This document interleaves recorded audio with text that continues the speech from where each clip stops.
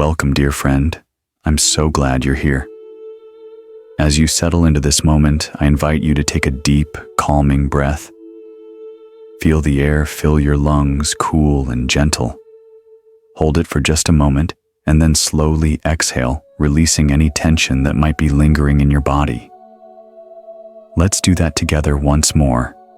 A slow and mindful breath in, and as you breathe out, feel your body soften and relax, sinking a little deeper into the peaceful space you've created. So make yourself comfortable. Adjust your pillow or blanket and let your body become heavy against your bed or chair.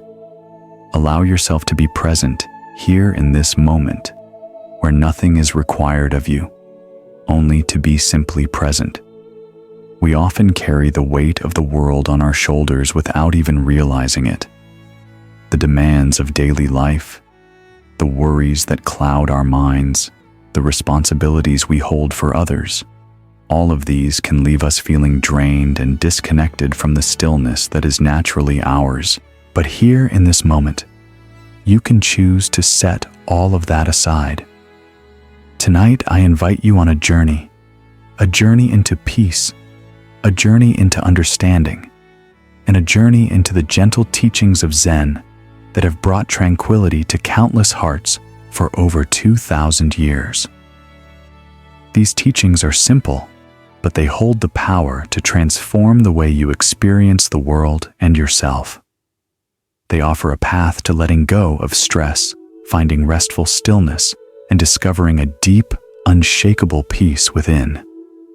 As we walk together through these teachings, you'll hear stories, ancient stories from Zen masters and Buddhist monks' stories that reveal the hidden wisdom of the world. These stories are not just for the mind, they are for the heart.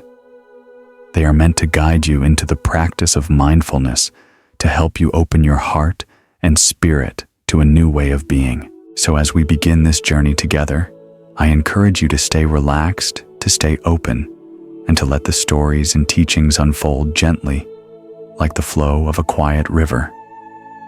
Know that each moment is an invitation to pause, to reflect, and to breathe into a space of stillness and calm. Before we settle in, feel free to like and subscribe, only if this space brings you peace. This is a place of tranquility, a space for you to breathe deeply and reconnect with yourself. I'd also love to know where you're tuning in from. Share your location and your local time so we can all feel more connected, no matter where we are in the world. Now let's continue our journey into the quiet peace of this moment.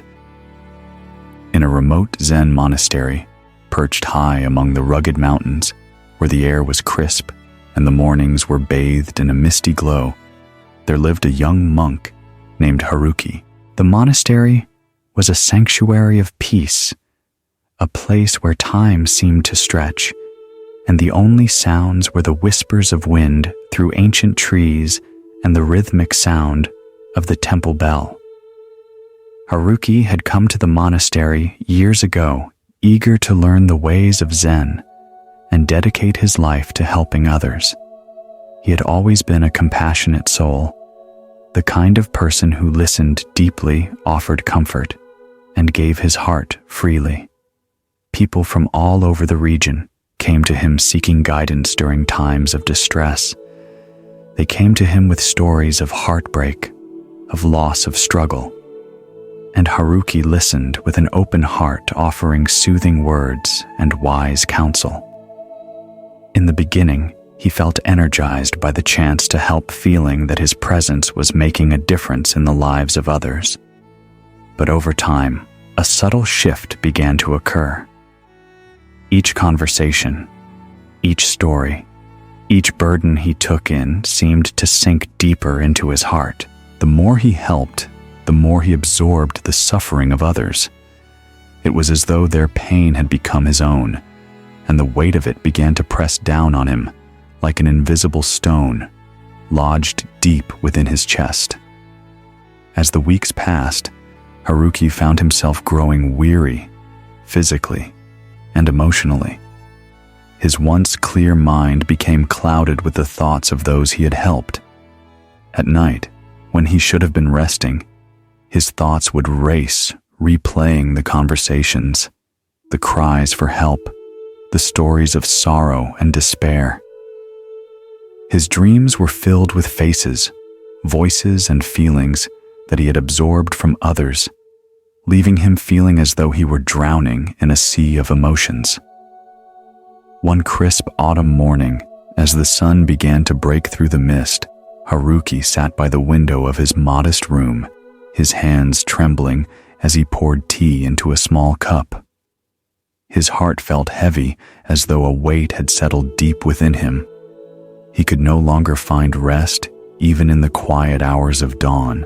He wondered why, despite his efforts to help, he felt more drained than ever. Why is it that when I give so much of myself, I feel more empty than before?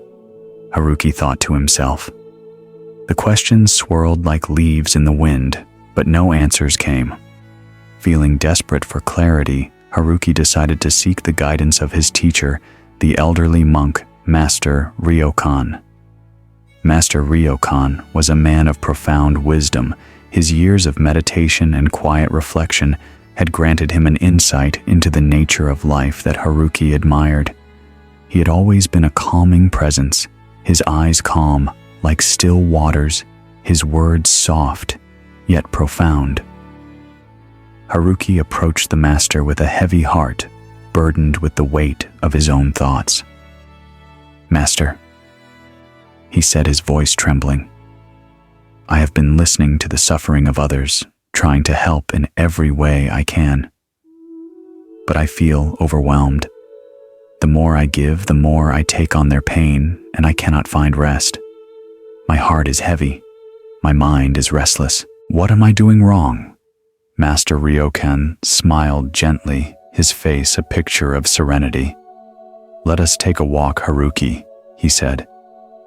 "There is something I wish to show you." The two monks walked slowly through the monastery's tranquil courtyard, their feet padding softly on the stone path. The air was crisp with the scent of pine and earth, and the sounds of birds chirping in the distance filled the air. Master Ryokan led Haruki to an old stone well, a place they often visited for quiet reflection. The well stood in the center of the courtyard, its dark water mirroring the sky above. A wooden bucket rested beside it, its rope coiled neatly next to the stone wall. Master Ryokan turned to Haruki and asked, "Tell me, when you draw water from this well, do you drink the entire bucket yourself?" Haruki, taken aback by the simplicity of the question, shook his head. "No, master. I only take what I need, and the rest I leave behind." Master Ryokan nodded slowly, his gaze thoughtful. "Exactly. And yet when others bring you their suffering, you take all of it into your heart, carrying it as though it were your own. Why do you drink the entire bucket of suffering, my dear friend, when you only need to offer the water?" In that moment, something shifted within Haruki. It was as if a veil had been lifted from his eyes. He suddenly understood the wisdom in Master Ryokan's words. His compassion, though sincere, had become entangled with the pain of others. He had been carrying burdens that were never meant for him to bear, thinking that by holding on to their pain, he was helping them. But in truth, he had only been depleting himself, leaving little room for his own peace.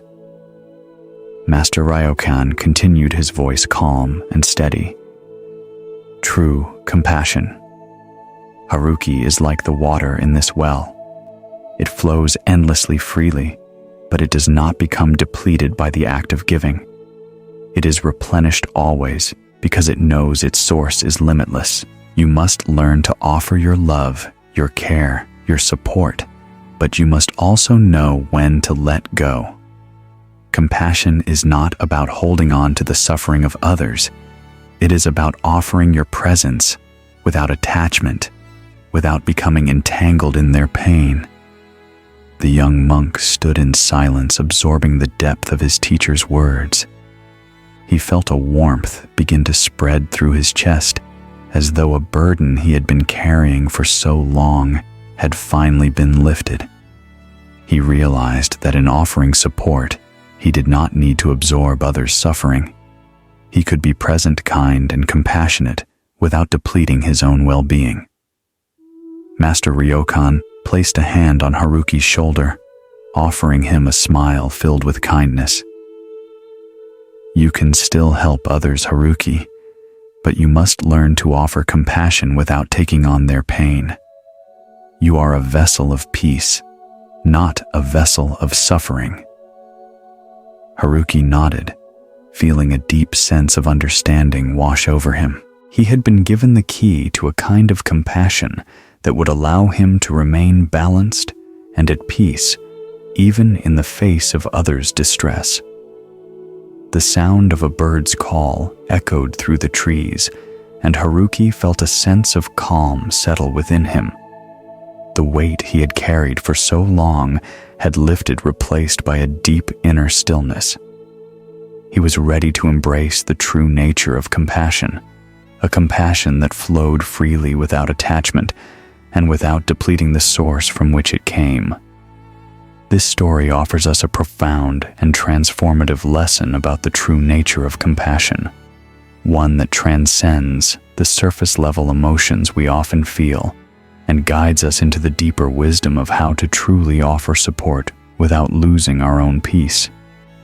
In our everyday lives, we are frequently confronted with the suffering of those around us, family members, friends, even strangers. The natural response of a kind heart is to empathize, to share in their pain, to try to relieve their distress. Yet what happens when we begin to carry this pain with us, believing that true compassion means absorbing the weight of others' burdens as our own? The young monk in the story believed this was the path to compassion. He thought that in order to help, he needed to take on the suffering of others as though by bearing it himself, he could somehow ease their pain. But this well-meaning approach, as he soon discovered, was draining him. The more he carried others' struggles, the more exhausted he became, the more disconnected he felt from his own sense of calm and peace. The energy of others' emotions, their fears and their worries became a heavy weight on his own spirit, leaving him unable to replenish the well of compassion from which he was drawing. The Buddha in his teachings spoke about karuna, compassion, that arises from understanding suffering, but not becoming entangled in it. He taught that one should not allow their heart to become so full of sorrow that it drowns the joy within. As the Buddha said, just as a flower does not pick and choose the bees that come to it, so too should we offer compassion to all beings, without attachment, without judgment. This is the essence of true compassion, offering without holding on. It is the balance of being present for others, yet remaining grounded in our own sense of peace. Think of it as the difference between a pond and the ocean. The pond reflects the sky, the trees, and everything around it, but it is shallow, easily disturbed by the slightest ripple. The ocean, however, can reflect the moon, the stars, and the sky without losing its depth. Its waters move, but they do not lose their vastness, their stillness. In the same way, our compassion can flow freely like the ocean's tides, without losing the depths of our inner calm. True compassion, like the ocean, does not become depleted because it is rooted in something greater than the suffering itself. True compassion, as we have seen in the monk's journey, is not about absorbing suffering. It is about offering love and understanding from a place of wisdom and balance. This is why we must learn to separate ourselves from the pain of others. We can empathize deeply with their struggles, but we do not need to take them on as our own. Like the water in the well, we can offer what we have without depleting ourselves, knowing that we are not responsible for carrying the weight of another's burdens. Buddha's teaching of letting go also invites us to examine how we hold on to other people's emotions, and how in doing so, we become caught in a cycle of emotional entanglement that is far from liberating. Buddha said, "Attachment is the root of all suffering." In this case, the attachment is to the suffering of others, thinking that by holding on to their pain, we are helping them. In truth, what we are doing is not helping them nor ourselves. We are simply prolonging suffering for both parties. Imagine standing in a meadow with the warm sun on your face and the scent of pine and fresh grass in the air. You see a leaf floating gently in the breeze. It drifts for a moment, dancing in the wind, and then lands softly on the ground. The leaf does not resist the wind. It moves with it effortlessly. Compassion, in the same way, is not about controlling or fixing the wind. It is about flowing with it, offering support, but without the need to hold on to the leaf once it has fallen. This is the practice we can carry with us every day. We can offer support and compassion to those around us, but we must also ask ourselves, am I holding on to their pain, or am I offering my support from a place of peace? The next time you find yourself with someone who is struggling, whether it be a friend, family member, or even a stranger, take a moment to check in with yourself. Do you feel the weight of their suffering in your own body? Do you feel your heart tightening, your breath quickening? If so, gently bring your awareness to this feeling and let it pass. Allow yourself to remain present, but not attached. Breathe deeply and remind yourself that you are not responsible for carrying their burden. You can offer your kindness, your understanding, and your presence, but you are not required to take on their pain. Here is a simple exercise to practice this in daily life. As you go through your day, pay attention to the emotional states of those around you. Perhaps someone shares their struggles with you, or you notice someone experiencing anger, sadness, or fear. When you become aware of these emotions, take a moment to center yourself. Feel the ground beneath your feet. Take a slow, steady breath in, and then exhale fully. As you do, let go of any tension that might have risen in your body. In that moment, remind yourself that you are offering compassion, but you are not absorbing their pain. You are like the water in the well, freely giving what you have without draining your own reserves. In this way, we can cultivate a compassion that is deep and steady, like the ocean, always available and flowing, but never depleting. As the Zen master Shunryu Suzuki once said, "If your mind is empty, it is always ready for anything. It is open to everything." Let your heart remain open, but without clinging to the suffering you encounter. This is the heart of Zen compassion, the ability to be present, to listen, and to offer what we have without becoming lost in the pain of others. As we continue, we will explore the next teaching, the importance of understanding impermanence, and how we can flow with life's constant changes with a deep sense of peace. Life is in constant motion, but when we learn to accept its flow, we can find serenity amidst its ever-changing nature. Let's now move to our next story, where we will learn the power of accepting impermanence and the beauty it brings. The teachings of the Buddha remind us of one profound truth. Life is in a constant state of change. Every moment is fleeting, every experience transitory. Yet how often do we cling to things as if they are permanent? We try to hold on to relationships, possessions, and even our emotions, desperately attempting to preserve what we fear losing. But the Buddha, with his deep wisdom, taught us to embrace the impermanence of life, to flow with the ever-changing currents instead of resisting them. One evening, as dusk settled over the monastery, Master Tetsuo sat quietly with his disciples, watching the last rays of sunlight slip away beyond the distant hills.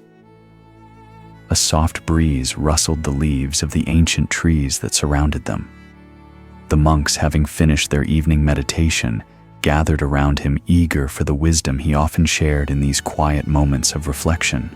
Takeshi, still deeply moved by the previous lessons on compassion, found his thoughts drifting to the nature of life itself. He had always been troubled by change, the way relationships shifted, the way seasons passed, the way time seemed to slip through his fingers like sand.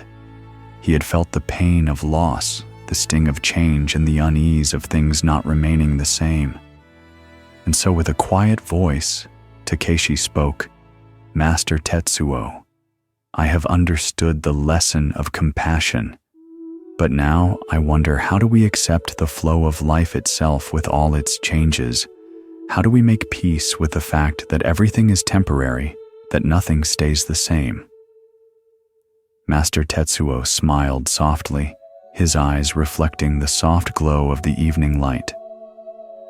"Ah, Takeshi," he said, "you are asking a question that has troubled many hearts. But the answer, like all things in life, is simple, though not always easy. To embrace impermanence is to understand the very nature of life itself." He paused for a moment, allowing the gentle wind to sweep across the courtyard, filling the air with a soothing, almost musical sound as the trees swayed. The scent of pine filled the space, fresh and earthy, grounding them in the present moment. "Let me tell you a story." Tetsuo continued, his voice carrying the weight of experience, yet still light as a leaf floating on water. "Many years ago, when I was young, I spent a long time in a distant village near the edge of a great river. There I met an old woman, known by the villagers as the keeper of the willow tree. This tree, large and majestic, stood by the riverbank for as long as anyone could remember. Its branches were long and graceful, and in the spring, it was covered with delicate green leaves that shimmered in the light. People came from all over to sit beneath its shade, to find peace, and to seek guidance from the woman who cared for it. One day, I asked the old woman, 'Why do you tend to this tree so carefully? It will not last forever after all. One day, the winds will come, or the river may flood, and the tree will be gone.' She smiled, her face weathered by time, but her eyes sparkling with a deep, timeless understanding. 'Ah, my young friend,' she said, 'this tree has taught me a great lesson. It has taught me that life, like the river, is always changing. The seasons will come and go, and in time this tree will no longer be here. But that does not mean it is not beautiful. That does not mean it is not worth tending to, even if it is only for a short time.' I sat with her beneath the willow, and together we watched the leaves sway in the wind.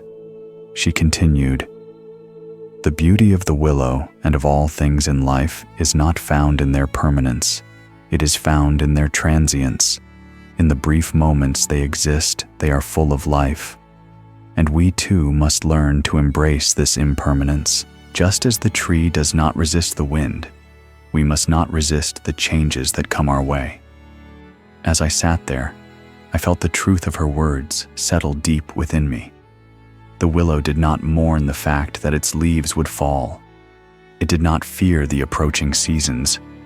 It simply stood fully present in each moment, knowing that each moment was a gift. And in this way, the willow taught me that to embrace impermanence is to embrace life itself in all its ever-changing forms." Master Tetsuo paused, allowing the story to linger in the evening air. The sound of the river in the distance seemed to echo his words, a gentle reminder that all things flow, move, and change. "Do you understand now?" Takeshi Tetsuo asked softly. Takeshi nodded slowly, feeling the weight of the story settle in his heart. "Yes, Master.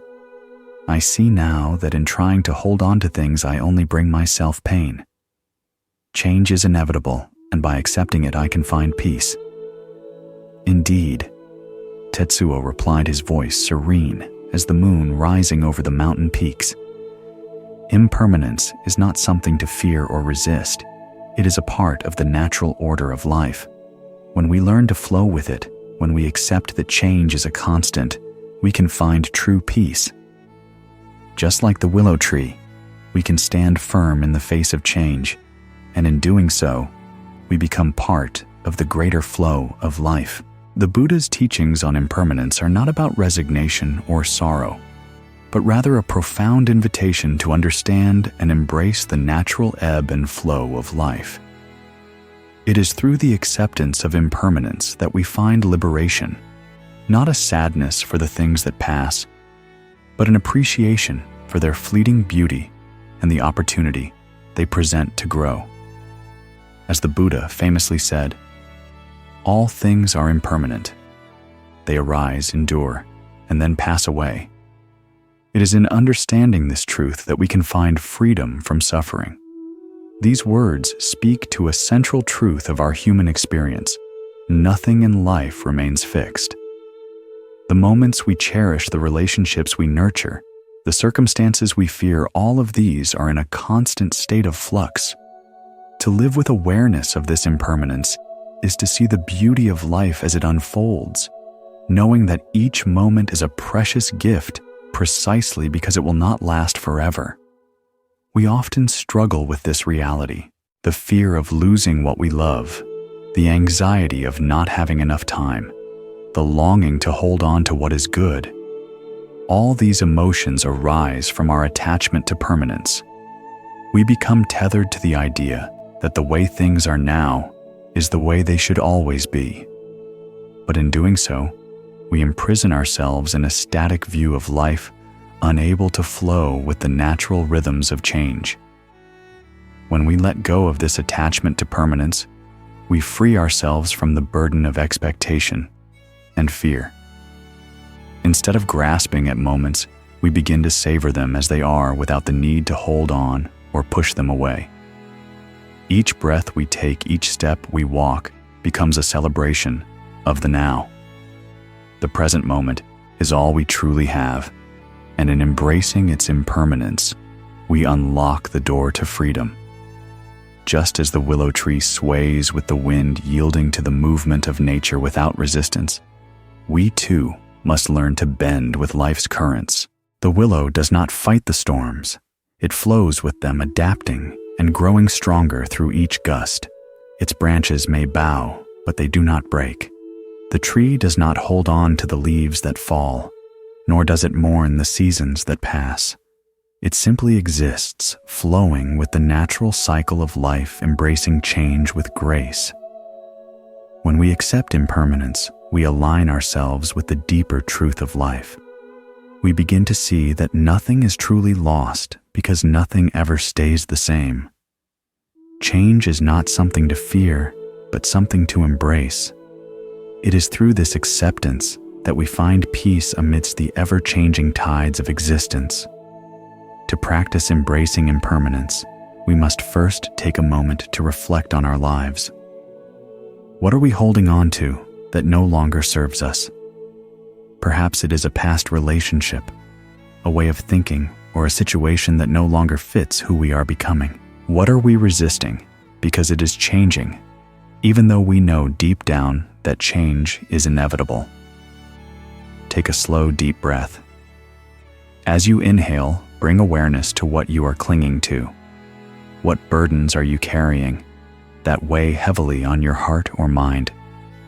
And as you exhale, allow yourself to gently release the need for control, the need for things to remain fixed, and the need to resist what is shifting in your life. Let go of the old and open yourself to the beauty of what is unfolding right now. Embracing impermanence is not about detachment in the cold, distant sense. It is about learning to live fully in the moment without the constant pull of what was or what might be. It is about being like the willow tree, strong and flexible, rooted in the present, yet able to move gracefully with life's changing winds. By letting go of our attachment to permanence, we open ourselves to deeper peace, greater freedom, and a more profound connection to the world around us. As we learn to accept life's impermanence, we begin to discover that true peace doesn't come from a lack of turmoil, but from our ability to remain steady within it. Just like a mountain unmoved by the winds, we too can cultivate stillness, even amid life's storms. Let's now explore how we can remain anchored in peace, no matter the chaos around us. The rhythm of life is in constant motion, a dance of ever-changing patterns and unpredictable forces. As we've explored in the previous sections, the flow of life brings both moments of peace and moments of turbulence. The challenges we face, whether personal, professional, or in the world around us, often feel like storms, unpredictable and overwhelming. At times, the winds of change howl so loudly, the torrents of emotion so fierce, that it can be difficult to find a space of calm, a place of peace amidst the chaos. But there is a deeper wisdom that the Buddha shared, a truth that guides us even through the most tumultuous times. Just as a mountain remains unmoved by the wind, true peace remains within us, no matter the chaos around us. This teaching invites us to cultivate stillness, not in the absence of chaos, but precisely in its presence. It is not about trying to control or eliminate the storms of life, but learning how to remain anchored in our center, no matter how fierce the winds may blow.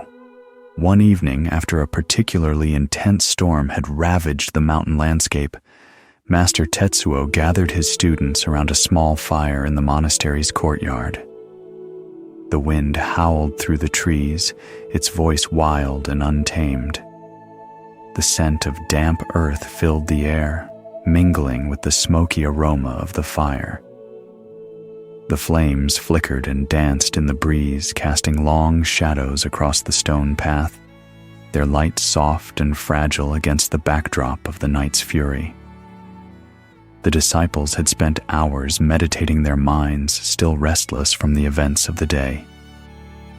Despite their efforts to calm the mind, the turbulence within them had not yet settled.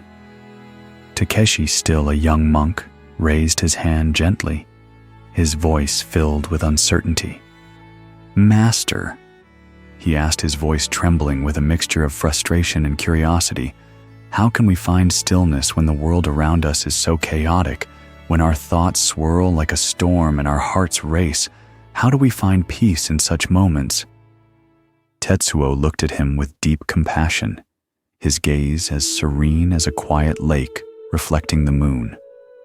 For a long moment, he remained silent, as though searching within himself for the right words. Finally, he motioned for Takeshi to sit beside him, and the other monks followed suit, forming a circle around the fire. Tetsuo closed his eyes for a moment, as if gathering his thoughts, then opened them again, his voice calm and steady. "Let me tell you a story." He began, his tone deep with wisdom, yet gentle like the warmth of the fire. "Many years ago, when I was just a young novice, I was sent by my teacher to help in a distant temple that sat by the banks of a great river. During the rainy season, the river swelled into a mighty force, its currents roaring with power, its water crashing against the rocks with a deafening fury.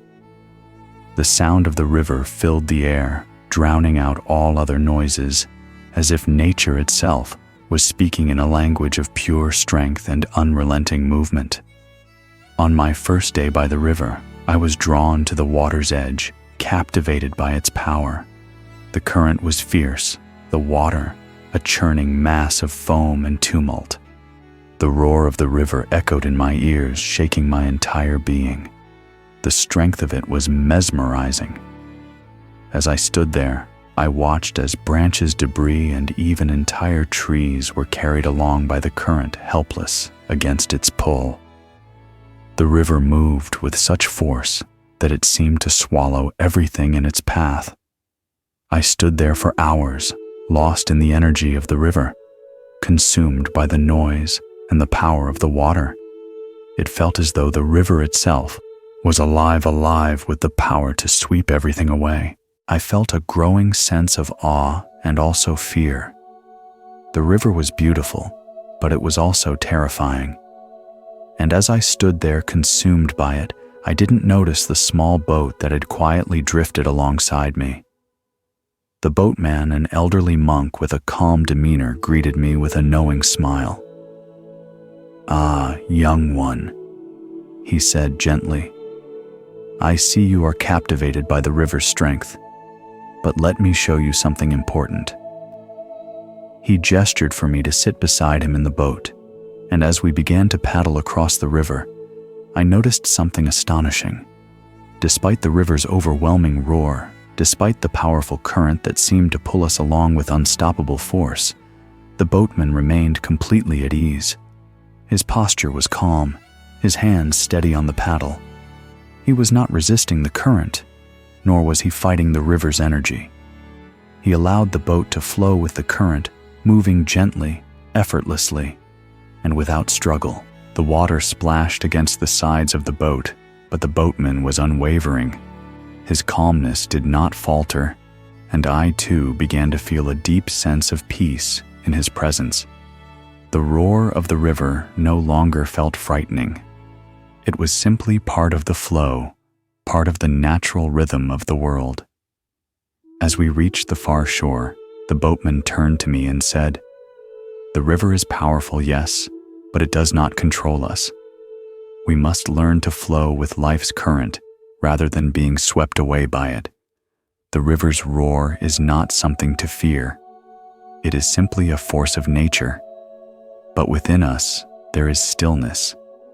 And it is this stillness that allows us to navigate life's chaos with peace." Tetsuo paused, his words hanging in the air, the wind continuing to whisper through the trees. The monks around the fire sat in quiet contemplation, the warmth of the fire mingling with the stillness of the night. Takeshi, who had been listening intently, felt the weight of Tetsuo's words settle into his heart. The chaos he had been resisting, the storm that had raged within him, no longer seemed like an enemy. It was simply a part of the flow of life, something to move with, not against. Tetsuo's voice broke the silence once more. "Takeshi and all of you," he said softly, "the river represents the chaos of the world, the noise, the confusion, the endless changes. But we are like the boat. We are not meant to fight against the current.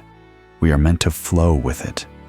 The key is not in avoiding the storm, but in staying anchored in the stillness that lies within us.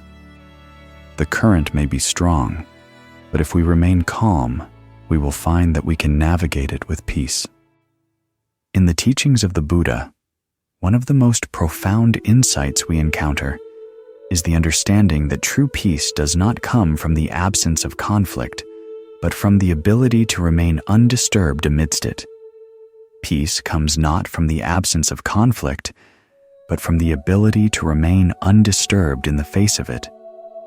This truth calls us to reconsider how we perceive both inner and outer chaos. It invites us to realize that peace is not an external state we achieve by controlling the world around us, but an internal condition that we cultivate through mindfulness and awareness, regardless of the circumstances surrounding us. We often think of peace as something we will attain once our environment is calm, once our situations have settled into a state of harmony. But in reality, life is filled with constant change, with moments of calm and turbulence, joy and sorrow, success and failure. The river of life flows relentlessly, and to find true peace, we must learn not to fight against the current, but to flow with it. The boat on the river in the earlier story beautifully illustrates this teaching. The boat does not attempt to fight the current. It moves with it, staying steady and calm, despite the power of the water. Just like the boat on the river, we are invited to remain steady in the face of life's challenges. There will always be forces beyond our control, emotional storms, external pressures, and unforeseen events, but we have the power to choose how we respond. Stillness, as the Buddha teaches, is not about passivity. It is about being grounded in our true nature, no matter how noisy or chaotic the world around us may be. It is the ability to be present and aware, to find peace not by avoiding the chaos, but by maintaining a sense of balance and calm in its midst. True stillness comes from within. It is the deep, unshakable center of our being where we can always return to ourselves even when the external world is in upheaval. The Buddha speaks of this inner peace as something that cannot be disturbed by the storms of life. It is a place that is ever present, a space where we can connect with our deeper selves, even when everything else seems to be swirling around us. This stillness is not a state of suppression, nor is it a denial of the reality of life's difficulties. It is an acceptance of the moment as it is, without judgment or resistance. Stillness in the chaos does not mean detachment or coldness. It means having the strength and clarity to stay rooted in your true nature, even as life's challenges unfold. It is the quiet power that comes from understanding that we are not the chaos. We are the observer, the witness. We can experience the chaos around us without becoming consumed by it. And when we live from this place of centered stillness, we are better able to respond with wisdom and compassion rather than reacting impulsively or being swept away by emotion. The Buddha teaches us to cultivate equanimity, a state of balanced mind and heart that allows us to meet both the pleasant and the unpleasant with the same peaceful acceptance. Equanimity is not disturbed by pleasure or pain. It remains calm and steady like the ocean, which does not lose its stillness even when waves crash upon it. When we can develop this inner stillness, we are not only able to find peace in the chaos, but we also become capable of responding to life's challenges with greater clarity, compassion, and wisdom. Now take a moment to reflect on the currents of your own life. What is the chaos that is pulling at you right now? It may be external stress at work, a relationship challenge, or an uncertain future, or it may be internal thoughts that race through your mind, emotions that overwhelm you, or old wounds that seem to reopen when least expected. Whatever it is, take a moment to become aware of it. Close your eyes and take a slow, deep breath in. As you breathe in, imagine that you are drawing in calm and peace, filling your body with stillness. Hold the breath for a moment, feeling the stillness settle within you. Now exhale slowly, releasing any tension, any resistance, any anxiety. Let go of the weight of the chaos just for this moment. Imagine yourself as the boat on the river. The currents may be strong, the waves may rise, but you remain steady. Feel the center of your being, the deep stillness that lies within, like the calm at the heart of a storm. You are not defined by the chaos around you. You are the observer, the peaceful presence amidst the storm.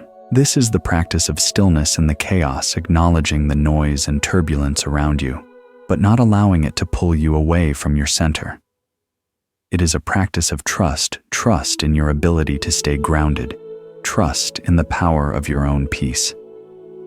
Whenever you feel yourself being swept away by the chaos, remember the river, the boat, and the stillness within. You can always return to your center, no matter how turbulent life may seem. This stillness is always there, waiting for you to come back to it. Amidst this storm of emotions, we realize that stillness does not mean detachment from love, but rather a deeper understanding of it. The true power of love lies in the freedom it gives both to the giver and the receiver. Let's now turn to the delicate art of loving without attachment, where we offer our hearts without the chains of possession. As we continue on our journey, We turn now to one of the most powerful and subtle teachings of the Buddha, the art of loving detachment. This lesson delves deeply into how we love, how we give, and how we relate to others. In a world where attachment is often equated with affection and devotion, the Buddha calls us to explore a love that transcends possession and clinging a love that allows both the giver and receiver the freedom to grow without fear or restraint. True love, as the Buddha teaches, is not about ownership or control. It is about offering freely and unconditionally. In our human experience, we often become attached to people, outcomes, or desires, believing that these things are necessary for our happiness. However, attachment creates suffering because it binds us to the belief that our happiness depends on something or someone external to us. When we cling to someone or something, we entangle ourselves in the desire to hold on to prevent change, to make things last forever. Yet as the Buddha teaches, attachment does not bring true happiness. True love is free. It allows others the space to be who they are without holding them hostage to our desires. To love with detachment does not mean to love less. Quite the opposite, it means to love more fully. It means loving without the weight of expectation, without the fear of loss, and without the impulse to control. It is a love that flows freely, like the gentle current of a river, offering support without suffocating, giving without demanding. This form of love nurtures not only the other person, but also the giver. It is a love that deepens both hearts, bringing peace to both and allowing both to flourish. One evening, as the moon hung low in the sky, casting a silver glow over the temple garden, Master Tetsuo sat with his disciples beneath the shade of an ancient tree. The air was cool, filled with the fragrant scent of jasmine, and a soft breeze whispered through the leaves. The firelight flickered in the distance, casting long shadows on the stone path. The disciples sat quietly, but there was a subtle restlessness in the air. For Takeshi, still a young monk, had been struggling with the idea of attachment. He had grown fond of a fellow monk, and as time passed, he began to feel a deeper and deeper sense of longing, a desire that seemed to pull at his heart. He was unsure how to balance this love with the teachings on detachment. After some time, Takeshi spoke, his voice hesitant, but filled with earnestness. "Master Tetsuo," he began, "I have been thinking about attachment. I understand what you say, that attachment leads to suffering. But how can we love without attachment? How can we give our hearts to someone without holding on to them? How do we love without fear?" Master Tetsuo looked at him with kindness, his gaze deep and knowing. There was no judgment in his eyes, only understanding. "Ah, Takeshi," he said softly, his voice as gentle as the breeze around them. "This is a question that many hearts wrestle with. The key to loving without attachment is to understand the nature of true love." He motioned for Takeshi to sit beside him, and the other monks gathered closer, drawn to the warmth and wisdom of their teacher's presence. Master Tetsuo paused for a moment, and then he began to speak, his voice steady and rich with experience. "Many years ago, when I was a young monk, I spent time in a distant village where a great bamboo forest stood at the edge of the land. The bamboo stalks were tall and strong, their green leaves shimmering in the wind. One day, while I was walking through the forest, I noticed a vine that had climbed up one of the bamboo trees. It was beautiful, with delicate white flowers blossoming along its length. The vine wrapped its tendrils around the bamboo stalks, seeking their strength and support, reaching higher and higher, as if trying to possess the power of the bamboo.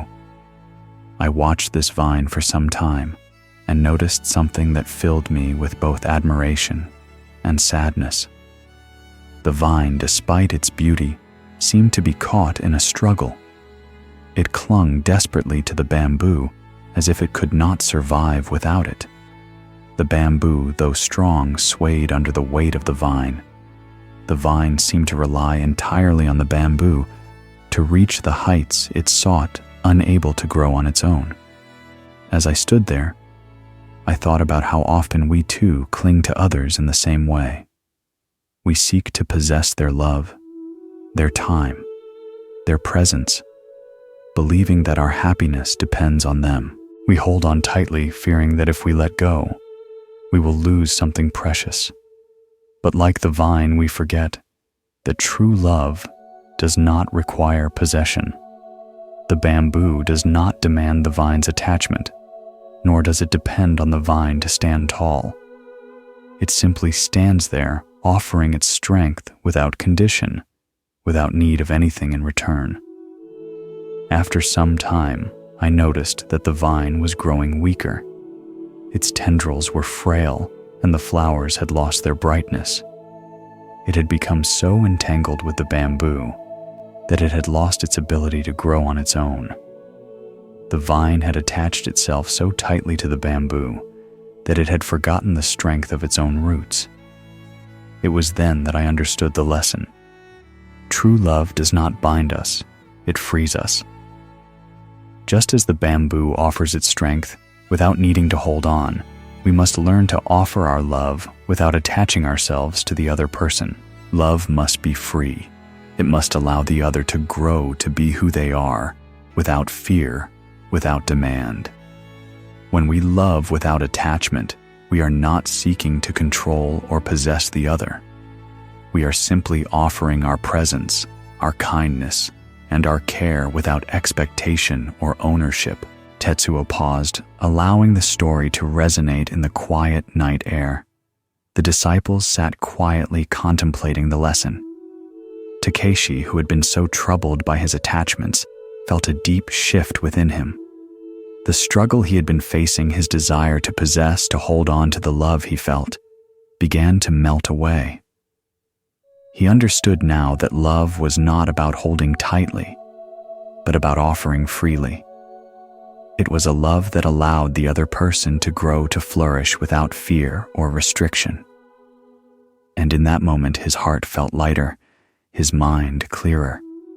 Master Takeshi said softly, his voice filled with newfound understanding, "I see now.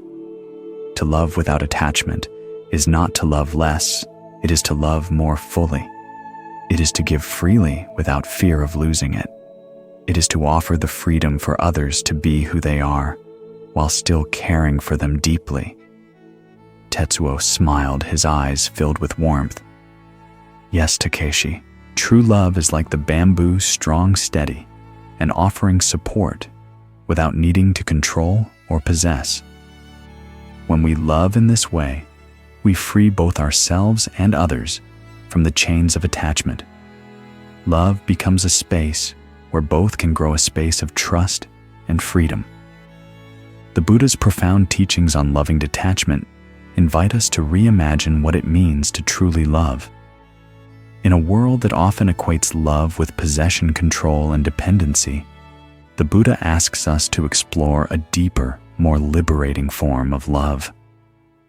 True love is not about clinging, it is about offering ourselves freely, without expectations or demands.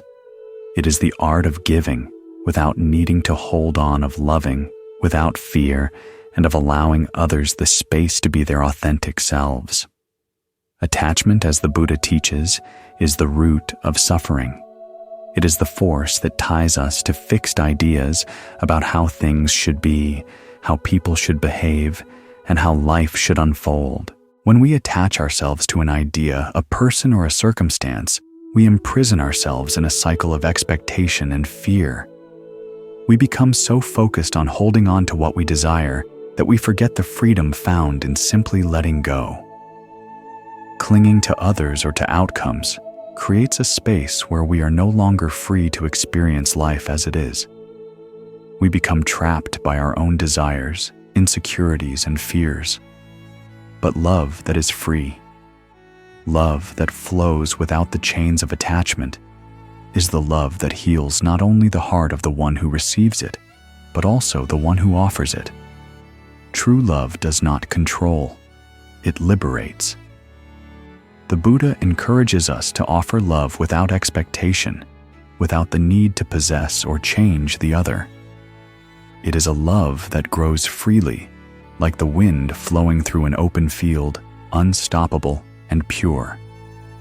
As the Buddha said so beautifully, to love without attachment is to love without fear, without expectation, and without control. It is the freedom to give from the heart, to offer ourselves without clinging, and to trust that love will always return to us in the most beautiful and unexpected ways.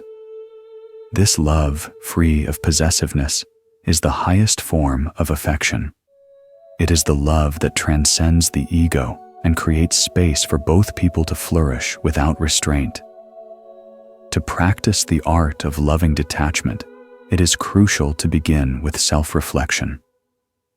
Think about the relationships in your life, whether it be with a partner, a friend, or even yourself. Are there places where you are holding on too tightly? Perhaps there is a relationship where you fear losing the other person, or a situation that you cling to because you fear the unknown. Notice where your love is clouded by fear, the fear of rejection, the fear of loss, or the fear of change. In those moments, take a deep breath. Allow yourself to feel the tension that arises from this attachment. Notice how it feels in your body. Do you tighten your chest? Do you hold your breath in a subtle but constant way, as if holding on to someone or something will make it stay? Now as you exhale, imagine releasing that grip. Let go of the need to control, the need to possess, and the need to fix. Let the love you offer be free to grow, free to flow, and free to exist without conditions. Think of the bamboo. It stands tall and strong, rooted deeply in the earth, its stalks reaching toward the sky. But the bamboo does not cling to anything. It stands open to the wind, the rain, the sun, offering its strength without expectation. It offers its presence, allowing the world to pass through it without resistance. This is the kind of love we are called to offer, to be strong and steady, like the bamboo, but not to hold on. Love without expectation, without demand, and without fear of what may come. Now reflect on the people in your life. Do you love them freely? Or do you hold on to them with the fear of loss? Are you attached to a certain outcome, or to the way you think they should behave? Let go of the need for control, and instead offer them the freedom to be who they are. Trust that by doing so, you are creating a space where both of you can grow, flourish, and be true to yourselves. Loving detachment does not mean withdrawing love or care. It means offering love in its purest, most unconditional form. It means understanding that we do not own another person's heart, and that their journey is their own. When we love without attachment, we create an environment where both people can evolve without the fear of loss or change. The act of loving without attachment is ultimately an act of freedom. It is the freedom to be who you are and the freedom to allow others to be who they are without trying to mold them into something they are not. True love allows both individuals to walk their paths side by side without the pressure of possession or the burden of expectation. By practicing loving detachment, we set ourselves free from the constant cycle of fear and longing. We love fully and freely without the weight of attachment, knowing that love itself is the greatest gift we can offer. This kind of love, grounded in understanding and compassion, heals wounds, fosters growth, and allows us to live with an open heart. The Buddha's teachings remind us that love is not something to be held tightly, it is something to be shared freely, like the air we breathe. Love, when it is free, is a source of peace and strength. It is the balm that soothes both our own heart and the hearts of others. Love, when offered freely, paves the way for a deep acceptance of what is. Just as the bamboo bends with the wind, we must learn to accept life as it is without resistance. Let us now explore the profound wisdom that comes with accepting the present moment in all its beauty and imperfection. As we continue to explore the profound teachings of the Buddha, we now arrive at a crucial lesson, one that can bring about immense freedom and peace, the acceptance of what is. This lesson invites us to embrace life as it is, not as we wish it to be. In a world driven by expectations, desires, and idealizations, it can be difficult to simply accept the present moment for what it is. But when we resist the flow of life, we create suffering. True peace comes when we can let go of our attachment to how things should be, and instead allow ourselves to fully experience what is. The Buddha's teachings on acceptance invite us to move beyond the constant striving, the constant desire for things to be different, and to cultivate a profound sense of peace with the reality of each moment. The root of suffering is resistance to what is, the Buddha said, showing us that when we resist the reality of our lives, whether it's our circumstances, emotions, or relationships, we create a barrier to peace. Acceptance, then, is not about passive resignation. It is about recognizing the nature of things as they are and choosing to move with them rather than against them. One evening, as the sun dipped low behind the temple mountains, Master Tetsuo sat quietly with his disciples on the edge of a small hill that overlooked the valley. The air was crisp, carrying the faint scent of pine and earth. The sky had deepened into hues of orange and purple, and the last rays of light seemed to stretch across the horizon. It was a moment of peace, yet Takeshi, still wrestling with his inner turmoil, felt the weight of his desires pressing upon him. He had long struggled with accepting certain aspects of his life, his past mistakes, his insecurities, and the relationships that had not turned out as he had hoped. He still felt the burden of his expectations for what his life should have been. As the disciples sat in silence, Takeshi could no longer contain his frustration. "Master," he began, his voice heavy, "I have been meditating on acceptance, but it is so hard. Life has not turned out the way I imagined. I feel so much anger, regret, and fear. I want things to be different, but they aren't. How do I accept what is when my heart aches for what could have been?" Master Tetsuo's gaze was soft and compassionate as he listened. The gentle evening breeze ruffled his robes, and he took a moment before speaking. His voice, when it came, was calm like the quiet settling of the earth after a storm. "Many years ago, when I was a young monk, I lived in a small village at the foot of a great mountain.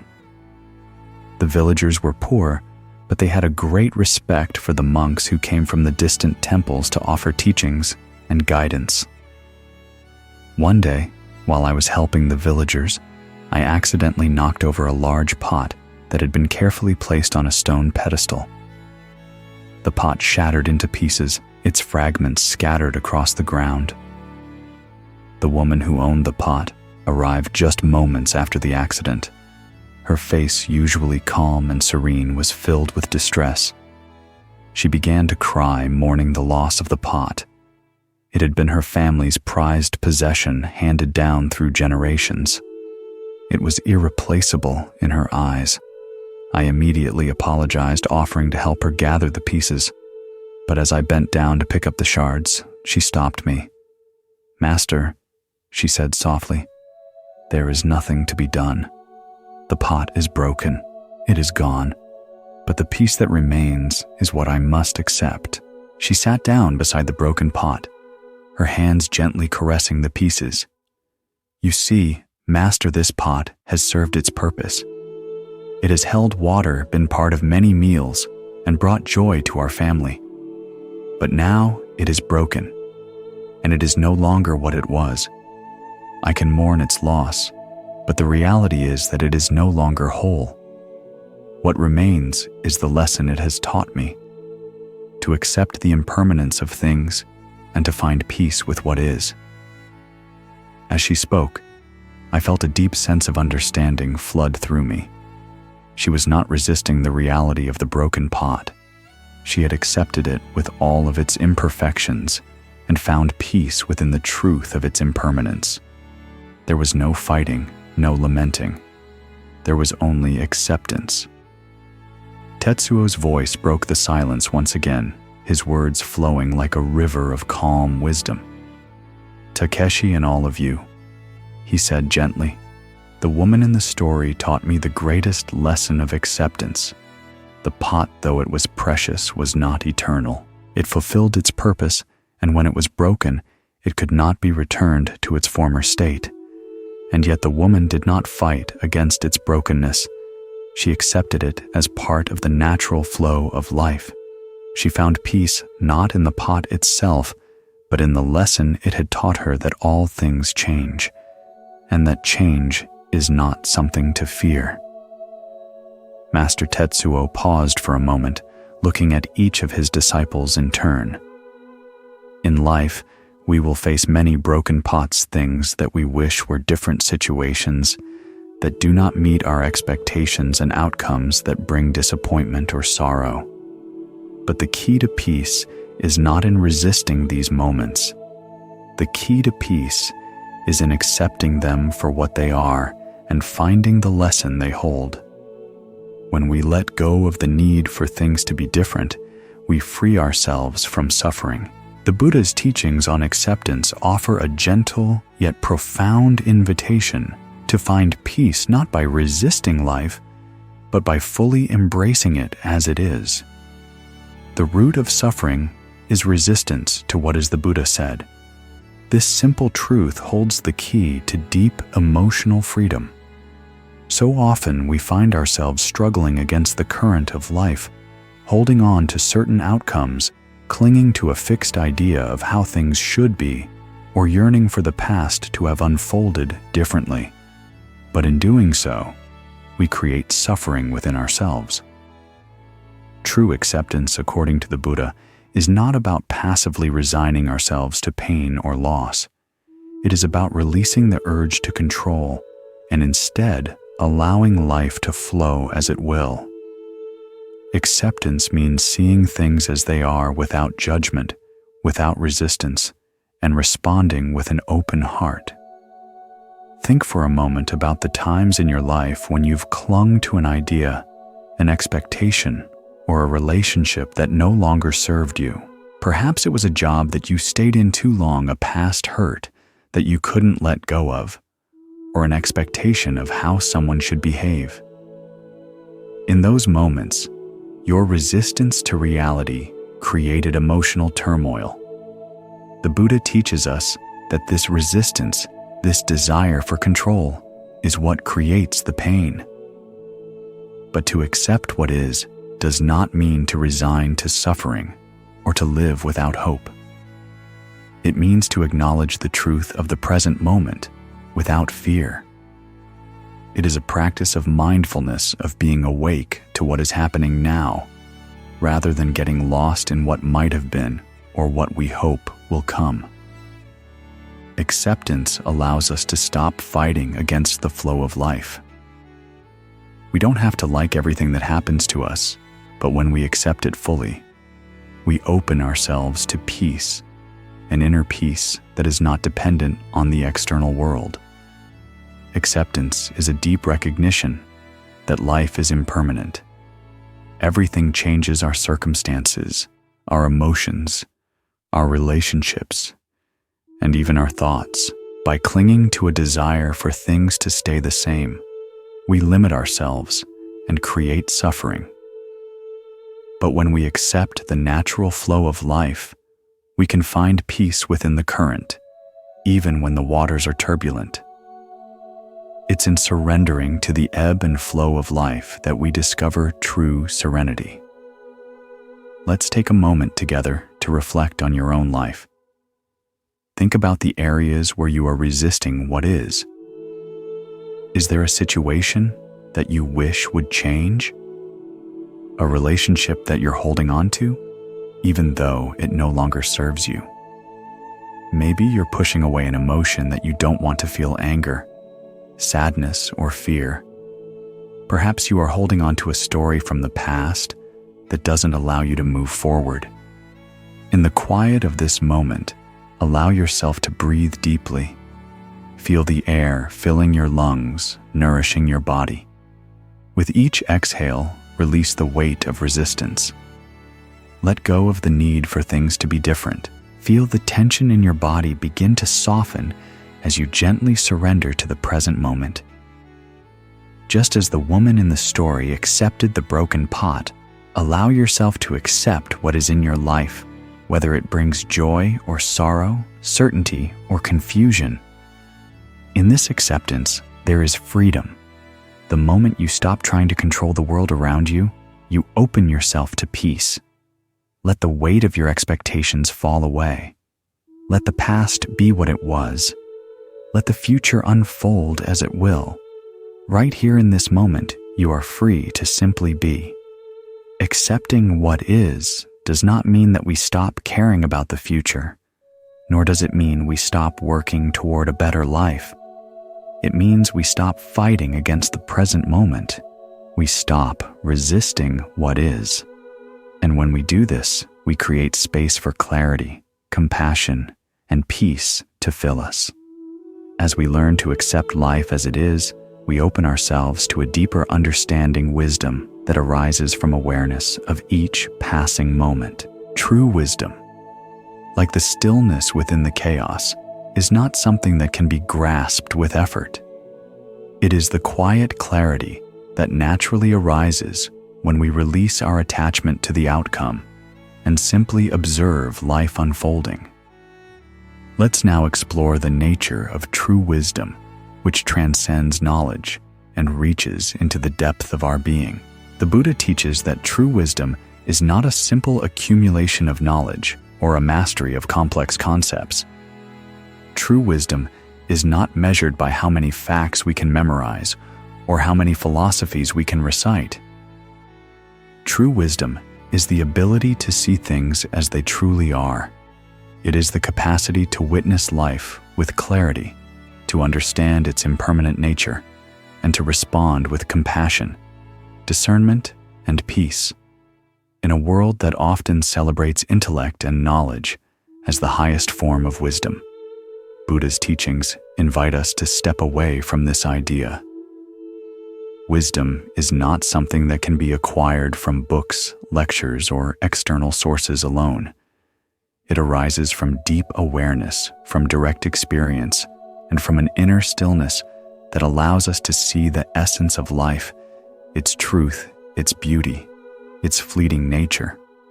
When we learn to still our minds and open our hearts, wisdom naturally arises. It is already within us, waiting to be discovered. True wisdom is like a calm, clear pond.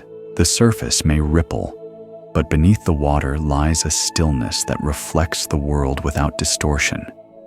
The pond does not chase after the reflections it sees on its surface, nor does it cling to them. It simply allows them to come and go unperturbed.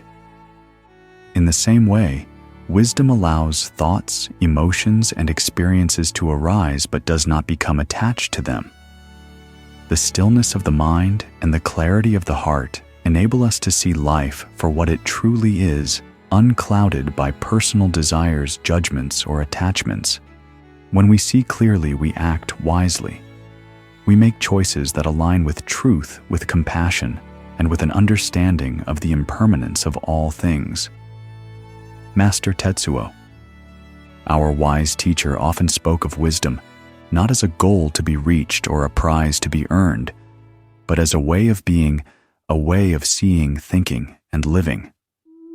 One evening, as the sun set behind the mountains, casting long golden shadows across the courtyard, Master Tetsuo gathered his disciples. The evening air was cool, and the fragrance of jasmine filled the garden. The fire crackled softly in the background, adding a comforting warmth to the still night. Takeshi, still young and eager, had been contemplating the concept of wisdom. He had so many questions, and like a restless river, his mind was swirling with thoughts. He asked, his voice filled with earnest curiosity, "Master, I have been thinking about wisdom. What does it truly mean to be wise? How can we know when we have attained wisdom? And how do we bring wisdom into our daily lives?" Master Tetsuo, with his deep and compassionate gaze, looked at Takeshi for a long moment. There was no rush in his response, for he knew that the question posed was one of great significance. He did not offer an answer immediately. Instead, he invited Takeshi to sit beside him, and with a deep breath, he began to speak, his voice soft but powerful. Long ago, in a small village by the sea, there was a young man named Yori. Full of ambition and thirst for knowledge, Yori believed that wisdom was something that could be earned, a treasure that he could seek out through effort, determination, and the accumulation of facts.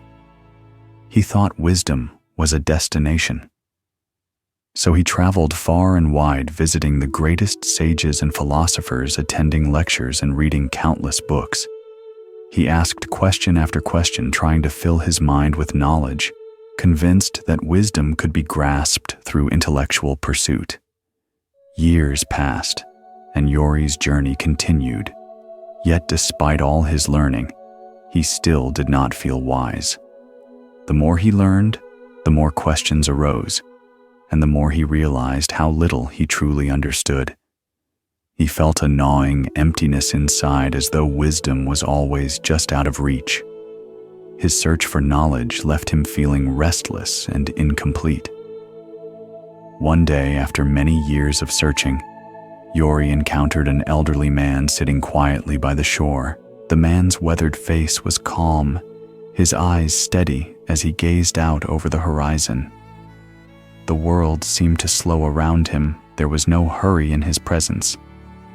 Yori approached him eagerly, hoping that this man would hold the answer to the wisdom he had been seeking for so long.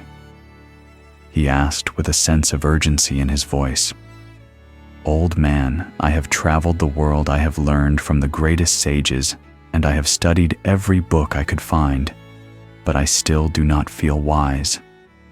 What is the secret to true wisdom? Can you show me the way?"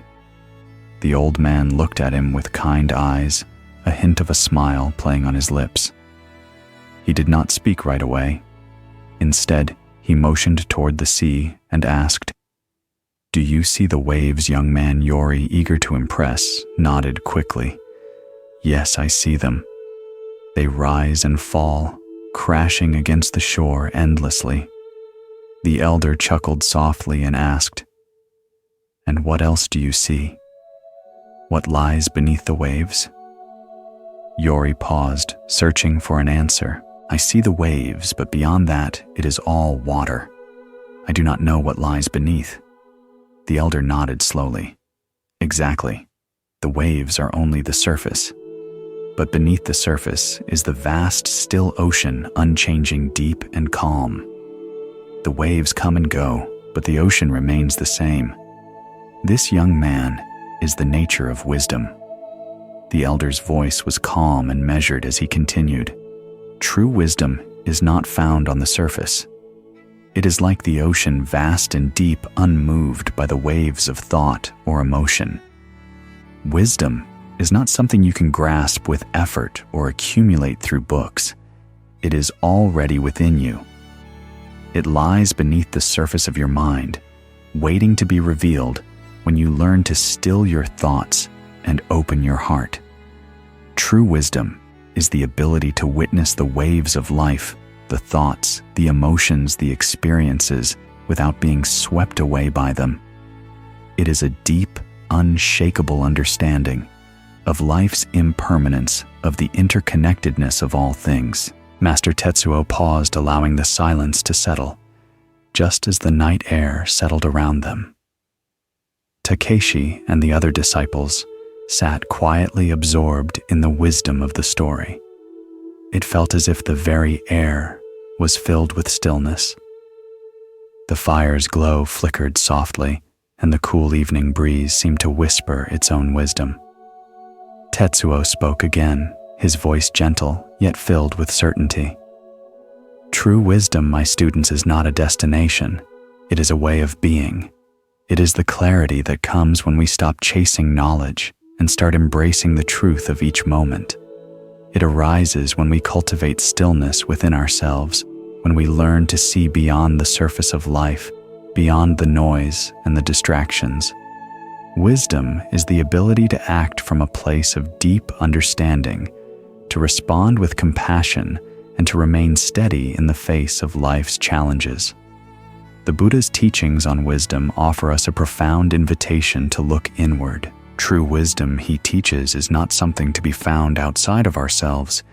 It is an inner clarity, a deep knowing that arises from direct experience. It is the wisdom of the heart, the ability to perceive life without distortion. This wisdom is not clouded by attachment, nor does it bend to our desires or fears. Instead, it allows us to see life as it truly is, in all its impermanence and beauty. When we see through the lens of awareness, not through the lens of attachment, we cultivate a peace that is not dependent on external circumstances.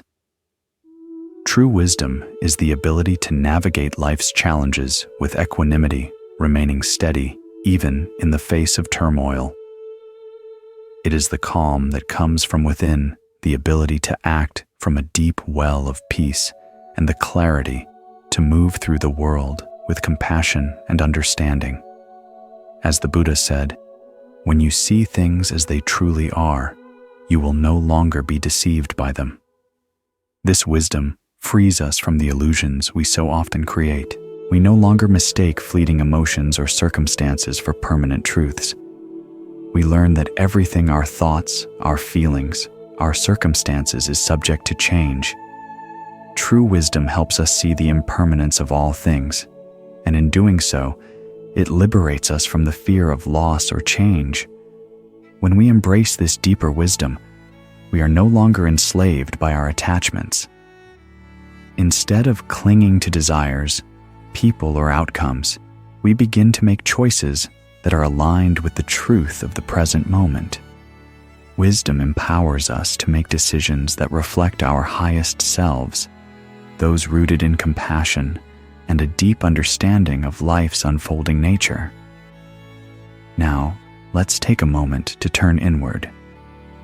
Think about your life. Is there an area where you feel uncertain or confused? Perhaps your thoughts are tangled in the past, or your heart is restless with the weight of the future. Notice the emotional waves that crash within you. Anger, fear, sorrow, or perhaps longing. These waves may seem overwhelming like a storm, but remember, beneath them lies a stillness. Can you find that stillness within you? Beneath all the noise and the distraction of daily life, there is a deep, quiet presence. It is always there, waiting for you to reconnect with it. Take a deep breath now and feel your body relax with each exhale. Let go of the need to have all the answers, to resolve every uncertainty. Simply be present, be still. Trust that wisdom does not come from external sources. It comes from within. It is not something you must chase or accumulate. Wisdom is not a destination, it is a state of being, a quality of awareness. When you still the mind and quiet the heart, you open up space for clarity. It is within this stillness that your deepest knowing emerges.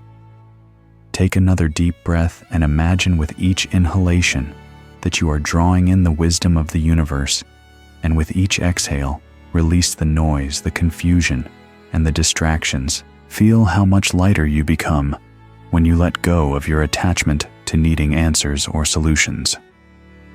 Wisdom arises naturally in moments of stillness. It is not forced, it is revealed when you are present with what is. True wisdom does not require you to search endlessly or struggle. It is already within you, beneath the surface of your mind, waiting to be uncovered. So often we seek wisdom in external things, books, teachings, or people. But the most profound wisdom comes from a deeper place. It comes from the quiet clarity of the heart, the stillness beneath the waves of thought and emotion. When we stop trying to control or resist what is happening, we allow the natural wisdom of our being to rise to the surface. This is the wisdom of presence. This is the wisdom that allows us to be fully in each moment without judgment, without fear. When we live from this place of wisdom, we are not only able to respond to life's challenges with grace, but we also bring peace to those around us. Our actions guided by wisdom are filled with compassion and understanding. As you move through your day, take moments to reconnect with the stillness within you. In times of stress or confusion, pause. Take a breath and remember that you have everything you need already within you. You do not need to search outside for the clarity you seek. It is there waiting for you to quiet the noise and listen. True wisdom allows us to witness life's unfolding without being swept away by the currents of past regrets or future anxieties. It is in the present moment that we find clarity and peace. To embody the present moment fully is to live with awareness, embracing the now with all its beauty and imperfection. Let us now explore how we can bring this wisdom to life by being fully present in each moment, free from the distractions of the past and the future. As we continue our journey on the path of mindfulness and wisdom, we arrive at one of the most transformative practices that the Buddha teaches, embodying the present moment. This practice is simple yet profound. It holds the key to living a life free from suffering, free from the regrets of the past and the anxieties of the future. The Buddha teaches us that the only moment that truly exists is now the present. How often do we find ourselves trapped in the past, reliving memories and thinking of what could have been? Or how many times do we catch ourselves lost in the future, caught in the grip of worry about things that have not yet arrived? We lose the richness of life, the beauty of what is happening right now, because we are constantly moving between what has already passed and what is yet to come. But the Buddha invites us to wake up, to be fully alive to this moment, to experience life as it is happening right now. When we learn to embody the present moment, we connect with life in a way that is deep, real, and transformative. The present moment is where we find peace, clarity, and purpose. It is in the present that we have the power to act with compassion, wisdom, and an open heart. By embracing the now, we free ourselves from the distractions that keep us from the beauty unfolding around us. Being present means experiencing life fully, without judgment, without expectation, just as it is in all its raw beauty and imperfection. One evening, as the sun began to dip behind the hills, casting a warm golden light over the monastery grounds, Master Tetsuo gathered his disciples in the peaceful garden. The air was cool, and the soft hum of crickets filled the night. The disciples had spent the day in meditation, but there was an underlying restlessness in the air. Takeshi, eager and earnest, had been grappling with how to truly embody the present moment. His mind was constantly racing, pulled by the distractions of the past and future. He asked, his voice uncertain, "Master, I've been trying to live in the present moment, but it feels so difficult. My thoughts pull me away, and I can't seem to stay present for long. How can I truly embody the present moment? Tetsuo, always a picture of calm and peace, looked at Takeshi with deep understanding. His gaze was soft yet penetrating, as if seeing straight into Takeshi's heart. After a long pause, he spoke with a gentle smile. Takeshi, this is the question we all wrestle with at times. The present moment is not something you need to chase after. It is something you must learn to inhabit fully. Let me share a story with you. The disciples, eager for wisdom, gathered around Tetsuo, their attention fixed on his every word. Tetsuo's voice, rich and soothing like the quiet flow of a stream, began to tell the story. Long ago, when I was a young monk, I was sent to a remote temple nestled deep within a dense bamboo forest. The air was thick with the scent of earth and the sweet fragrance of green growth. The bamboo trees stood tall, their leaves swaying gently in the breeze, their tall stalks reaching toward the sky. The monks there lived simple, peaceful lives, practicing meditation and quiet contemplation. But despite my years of practice, I struggled with restlessness. My mind would not quiet. I spent hours sitting, but the more I tried to focus, the more my thoughts wandered, pulling me away from the stillness I sought. Frustration grew within me. I longed for peace, but I could not find it. One afternoon, after a particularly difficult meditation session, I went for a walk in the bamboo grove to clear my mind. The ground beneath me was soft and cool, and the rustling of the bamboo leaves created a soothing melody in the wind. As I walked deeper into the grove, the air seemed to grow thicker with the scent of earth and life. But still my thoughts raced, pulling me away from the beauty around me. I could not find peace. The grove, which should have been a place of tranquility, seemed to mock my restlessness. I could not silence the noise in my mind, and then as I walked, I noticed an elderly monk sitting beneath one of the largest bamboo trees. His posture was perfectly still, his body grounded yet relaxed. His hands rested gently on his knees, his eyes closed in quiet meditation. There was a calmness about him that was almost palpable. His presence radiated peace, and in that moment I felt drawn to him. I sat beside him in silence for a while, watching the sway of the bamboo and listening to the wind that passed through the trees. Finally, the monk opened his eyes and turned to me with a deep, knowing look. "Young one," he said softly, "you are struggling because you are trying to make the present moment into something it is not. You are searching for peace in a future moment in some distant time, but peace is not something you will find tomorrow. Peace is here now." I was confused. "But Master," I said, "how can I be present when my thoughts keep pulling me away?" The monk smiled gently and gestured to the bamboo around us. "Look at these bamboo stalks," he said. "They stand tall, not because they force themselves to grow, but because they allow the wind to move through them. They bend, they sway, they move with the breeze, but they do not fight it. They do not resist. They simply let the wind pass through them." I paused, absorbing his words. The monk continued, "In the same way, the present moment is like the wind. You cannot control it, you cannot hold on to it, but you can allow yourself to be moved by it. Stop resisting the moment. Accept it as it is, with all its imperfections and its beauty. When you stop fighting against the present moment, you will find peace naturally. The more you try to grasp at it, the more it will slip through your fingers. Simply be in the moment, and the moment will reveal its peace." Tetsuo paused, letting the story settle into the hearts of his disciples. The garden around them had grown quieter, the rustling of the bamboo leaves now a gentle, comforting murmur in the background.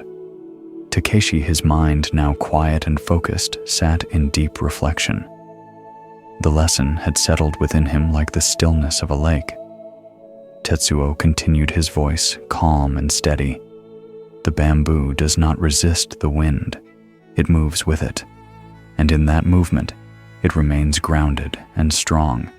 In the same way, we must learn to flow with the present moment. We do not need to fight the storms of life.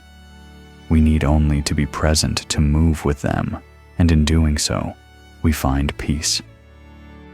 The Buddha's teachings on the present moment are simple, yet they resonate with a deep, transformative wisdom. The present moment is the only moment that truly exists.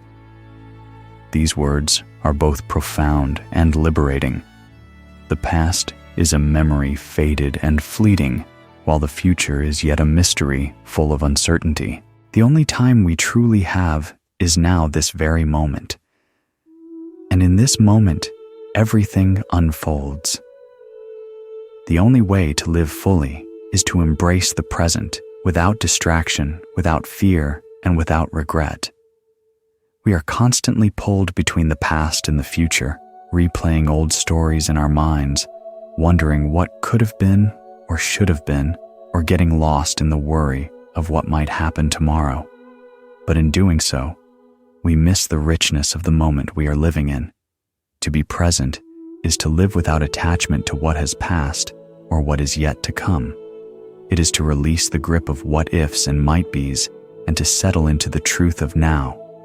In the present moment, we meet life as it is. Whether joy or sorrow, peace or chaos, we can meet each experience with an open heart. Being present is not about resisting what is happening, but about accepting it fully.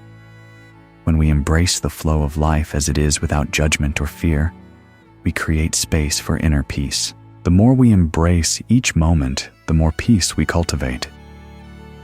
Peace is not found by escaping life, nor by waiting for the perfect moment to arrive.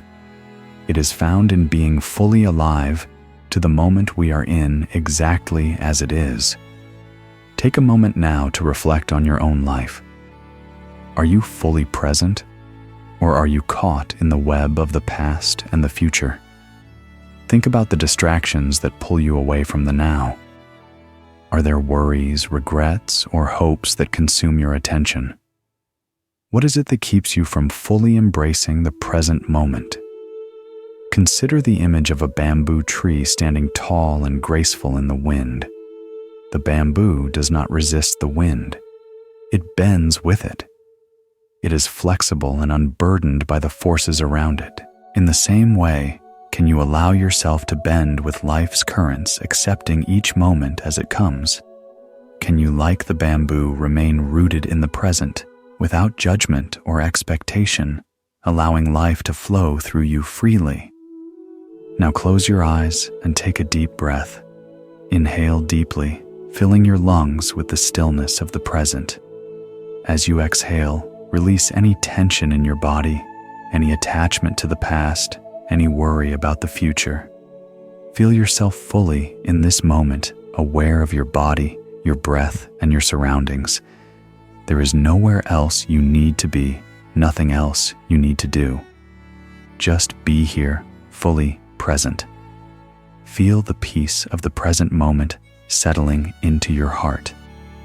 The quiet that arises when you release the weight of the past and future. The present moment is a gift, and when you are truly present, you can feel its beauty, its freedom. This is where life happens. This is where you find your true self alive, aware, and open to the richness of now. As we embrace the present moment, we also come to understand the power of release, the ability to let go of what no longer serves us. In holding on to the past or worrying about the future, we weigh ourselves down. But through the wisdom of letting go, we free ourselves from the emotional burdens that bind us. Now let's explore the profound healing power that comes from releasing the weight of regret and guilt, allowing us to step fully into the present. As we continue along this journey of self-discovery and inner peace, we encounter one of the most liberating and transformative practices that the Buddha teaches: letting go of regret and guilt. These emotions often bind us to the past, preventing us from fully experiencing the present moment. Regret holds us hostage to the past, replaying old decisions, mistakes, and missed opportunities, while guilt chains us to actions we wish we could undo, leaving us to carry a heavy emotional load. Both of these emotions weigh down the heart, cloud our clarity, and make it impossible to live freely and fully in the now. But the Buddha's teachings offer us a way out of this emotional prison.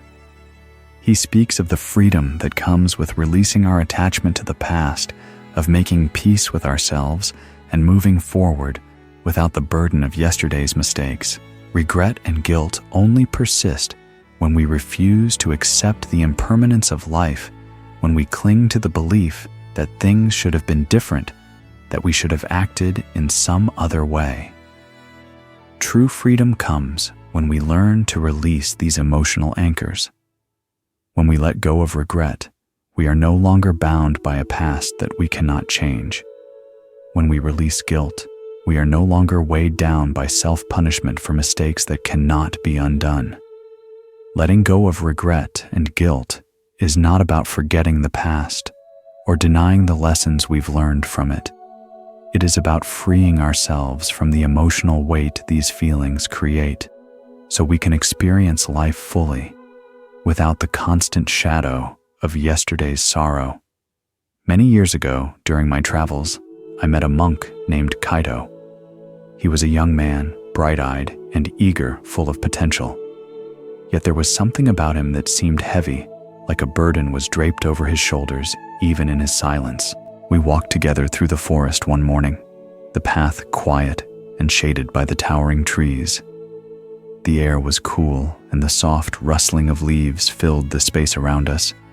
But Kaito's pace was slow, his shoulders hunched with an unseen weight. I watched him for some time before he spoke, his voice thick with emotion. "Master," he began, "I have been meditating for years, but I feel trapped by the mistakes of my past. There is a weight in my heart I cannot release.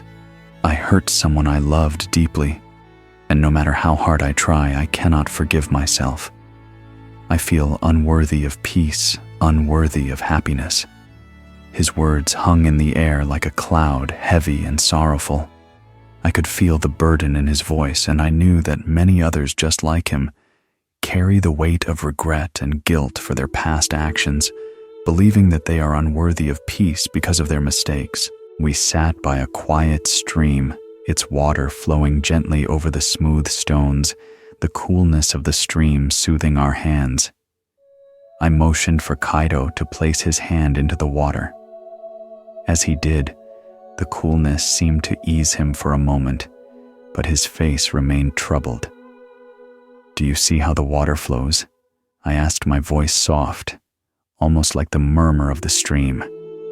"It doesn't stop to examine every stone, every leaf it carries. It simply moves forward, trusting that it will find its way." Kaito looked up, his eyes filled with doubt.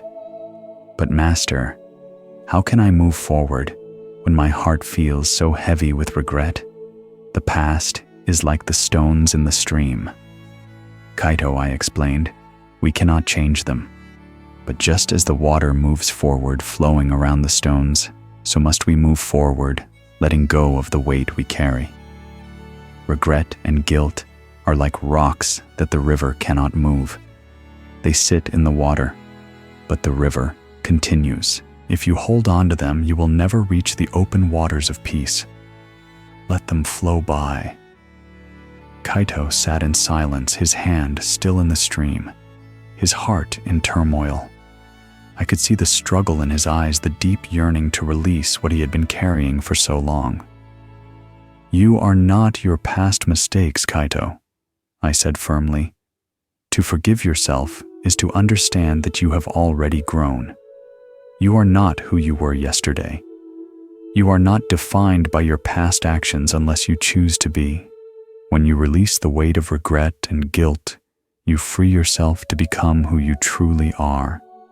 You free yourself to walk with an open heart. Kaido sat quietly, taking in the words, his eyes softened with a glimmer of understanding. The heavy weight of his heart seemed to lift, if only for a moment. The Buddha's teachings on releasing regret and guilt offer us an invitation to step into freedom. When we hold on to these emotions, we bind ourselves to the past, leaving little space to fully embrace the present. Regret, in its quiet weight, holds us hostage. It's a reflection of our attachment to the idea that things should have been different, a relentless replay of past actions, where we imagine how we could have acted differently, said the right thing, or made a better choice. But the Buddha reminds us the past is beyond our control. The more we clutch onto it, the more we hinder our ability to live fully in the here and now. Guilt, too, keeps us shackled to an image of ourselves that is rooted in past mistakes. It tells us that we are flawed, unworthy of love, joy, or peace. This self-imposed punishment, while seemingly justified, keeps us in a loop of self-judgment.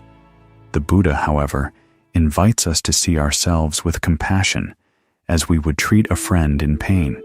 He encourages us to forgive ourselves as we forgive others. Only then can we release the heavy burden of self-condemnation and free ourselves from the guilt that keeps us tied to a past we can no longer change. To truly embrace the present moment, we must let go of the emotional weights that keep us tethered to the past. We must understand that we are not defined by our actions of yesterday.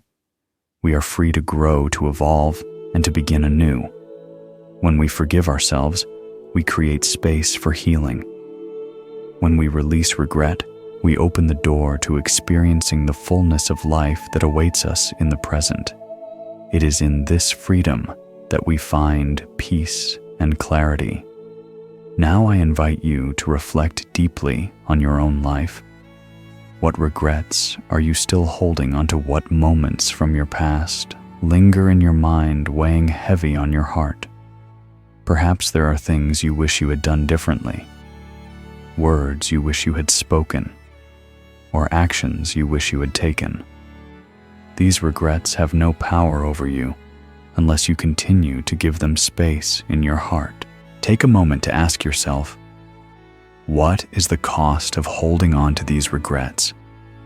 What do they keep you from experiencing in this very moment? The pain they carry is only there because you have not fully let go. So now take a moment to breathe deeply. Breathe in the freedom of the present moment. As you exhale, release the weight you carry. Let go of the regret, the guilt, the sorrow from the past. You do not need to hold it anymore.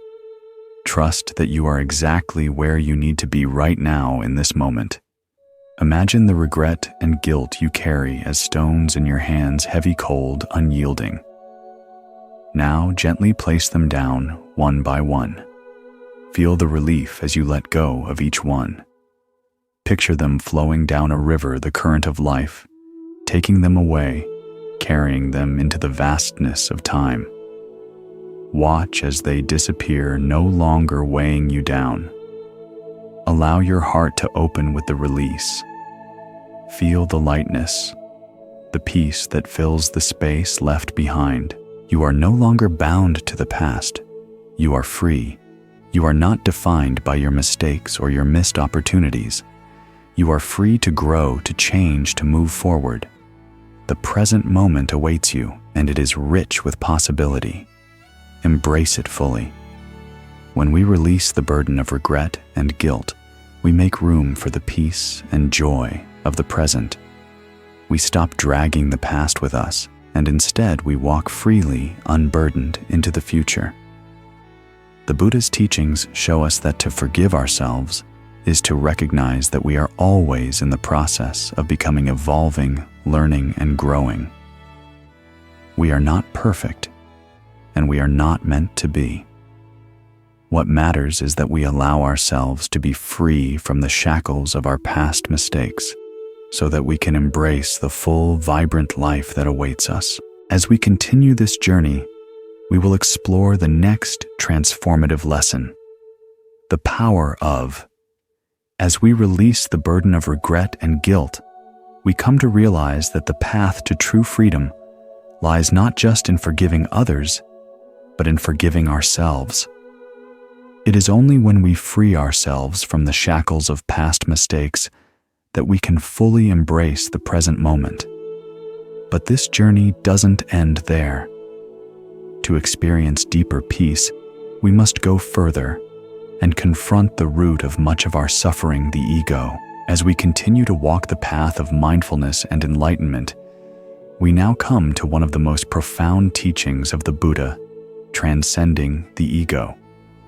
This lesson touches the very core of our existence, the sense of self, the I that we cling to so desperately. The Buddha teaches that the ego, or the attachment to our sense of self, is the root of much of our suffering. It creates separation between us and others, between us and the world around us, and between us and the deeper truth of who we truly are. In a world that often celebrates individualism, the ego becomes a powerful force that drives our desires, fears, and actions.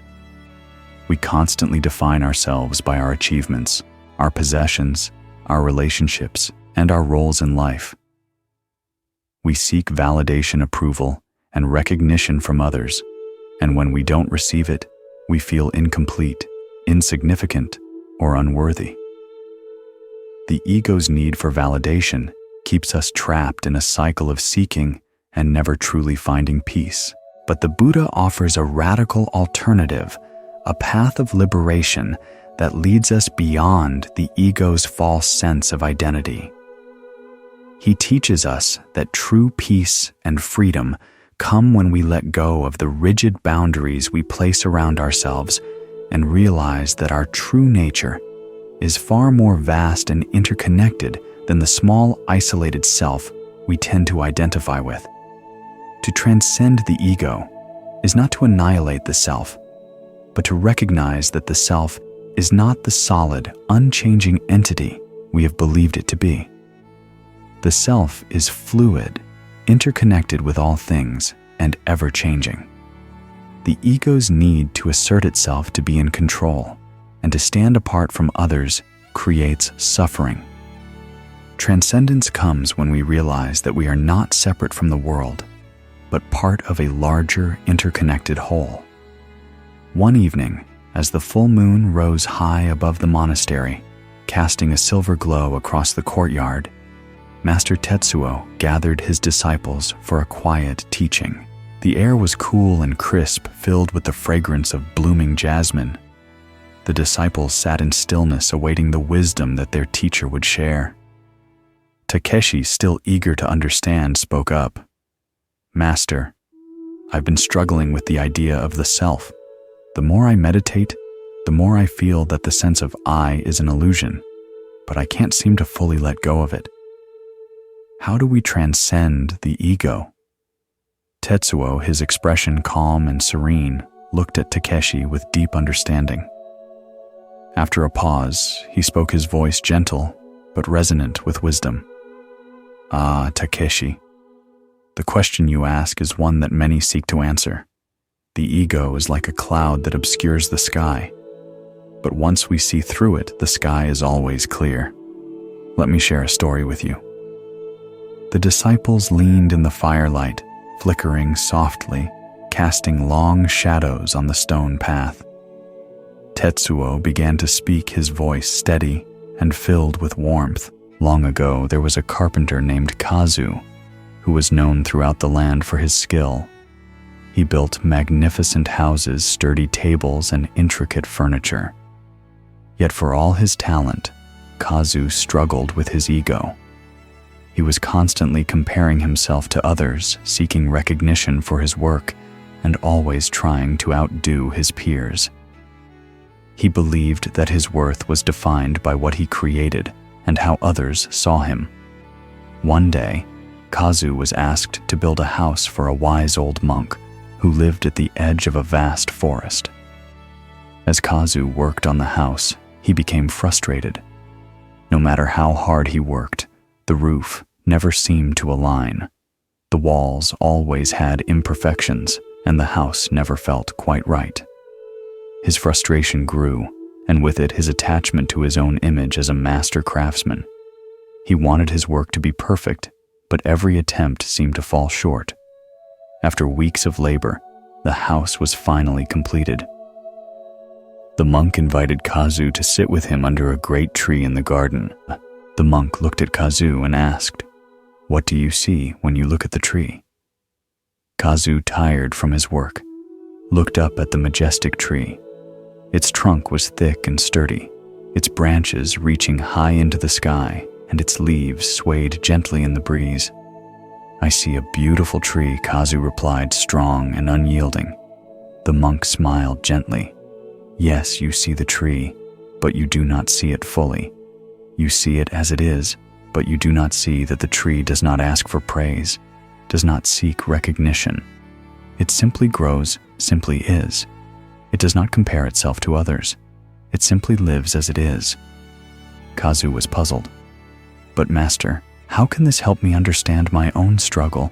I pour all my energy into my work, but I am never satisfied. My ego pushes me to achieve more to be perfect." The monk nodded. "Kazu, just as the tree does not seek to be anything other than what it is, you too must let go of the desire to define yourself by your achievements. The ego tells you that your worth is tied to what you create, what others think of you, and how you compare to others. But true freedom comes when you realize that you are not separate from the world around you. You are not defined by your work, nor by your mistakes. You are part of a larger whole flowing with the rhythms of life." Tetsuo paused, allowing the story to sink into the hearts of his disciples. The fire crackled softly in the background, and the night deepened around them. Takeshi sat still, his mind turning over the story, his heart slowly opening to its deeper meaning. Tetsuo spoke again, his voice gentle and full of warmth. "The ego is like the carpenter's desire for perfection. It strives, it compares, it judges. But true wisdom comes when we stop striving for something separate from ourselves, when we stop identifying with the I that the ego insists we are. Like the tree, we must simply be."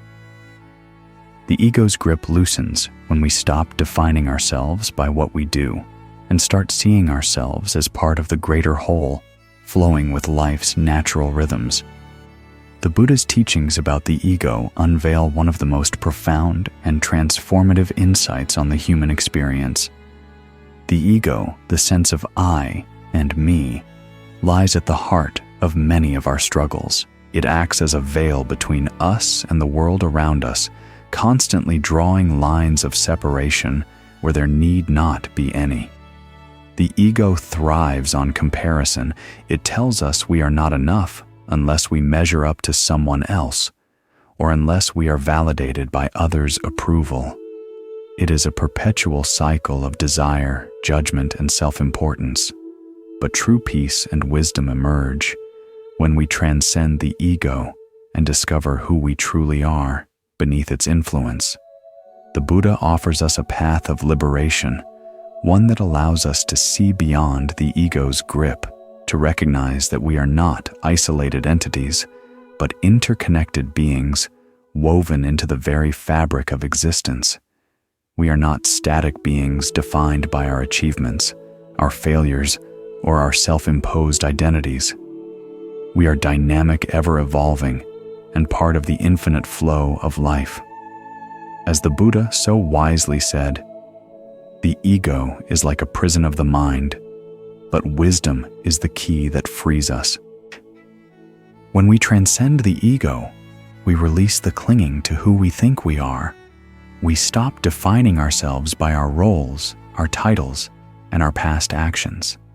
We cease to be slaves of comparison or validation. Instead, we open ourselves up to the natural flow of life, to the beauty of simply being without the constant pressure of becoming or proving. The ego's grip on us is subtle.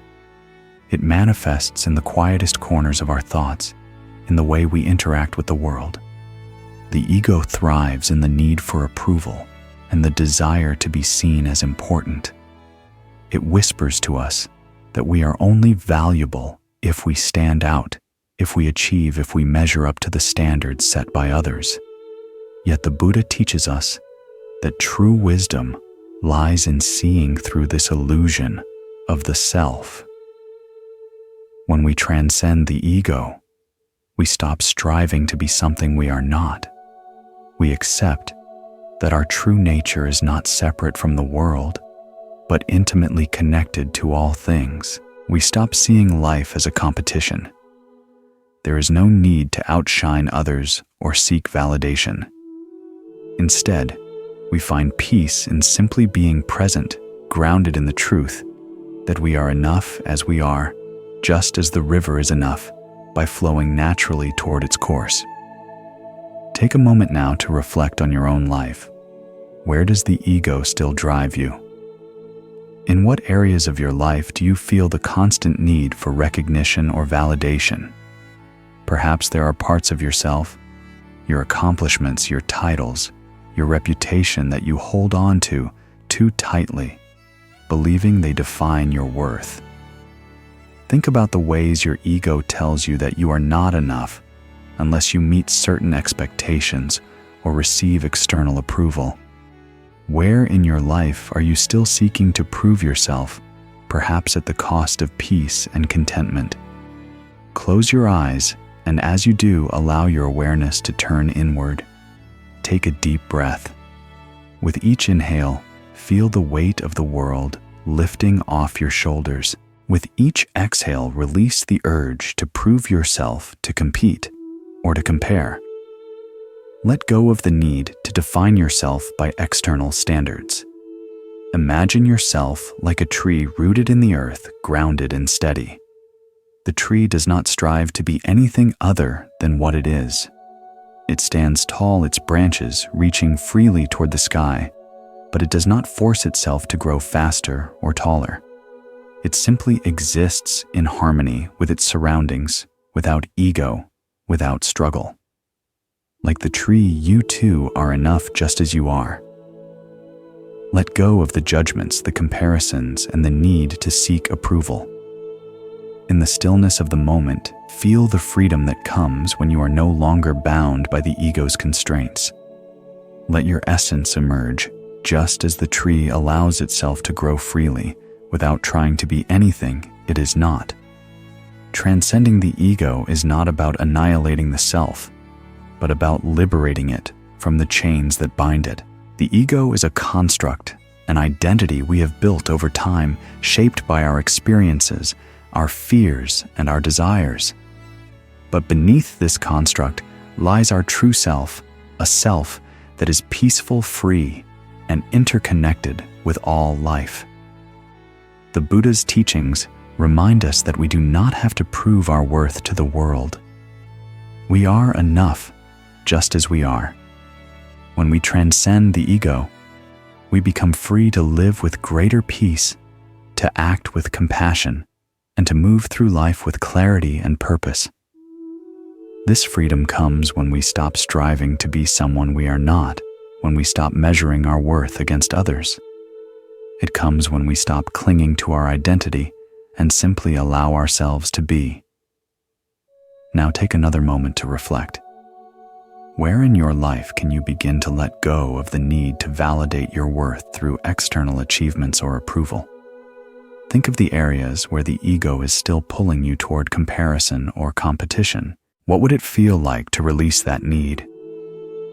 What would it be like to stand tall like the tree, free from the desire to be anything other than who you truly are? Close your eyes again. Take a deep, nourishing breath. With each inhale, breathe in the sense of freedom that comes with letting go of the ego. As you exhale, feel yourself becoming lighter, unburdened by the need for recognition or control. Allow the stillness of the moment to wash over you. In this silence, feel the peace that arises when you no longer seek to define yourself by by past accomplishments or future desires. You are enough as you are. You are already whole.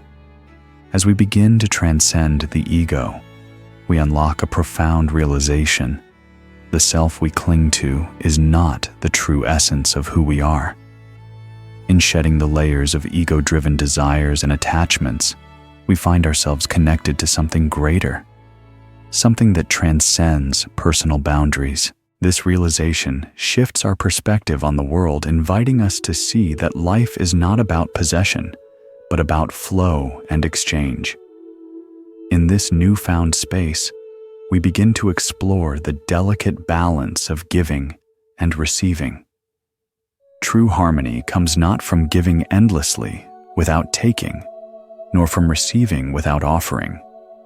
It lies in the mutual flow between both, where our generosity nurtures others and where we too allow ourselves to be nourished. Let us now dive into this sacred balance where both giving and receiving become acts of love, compassion, and unity.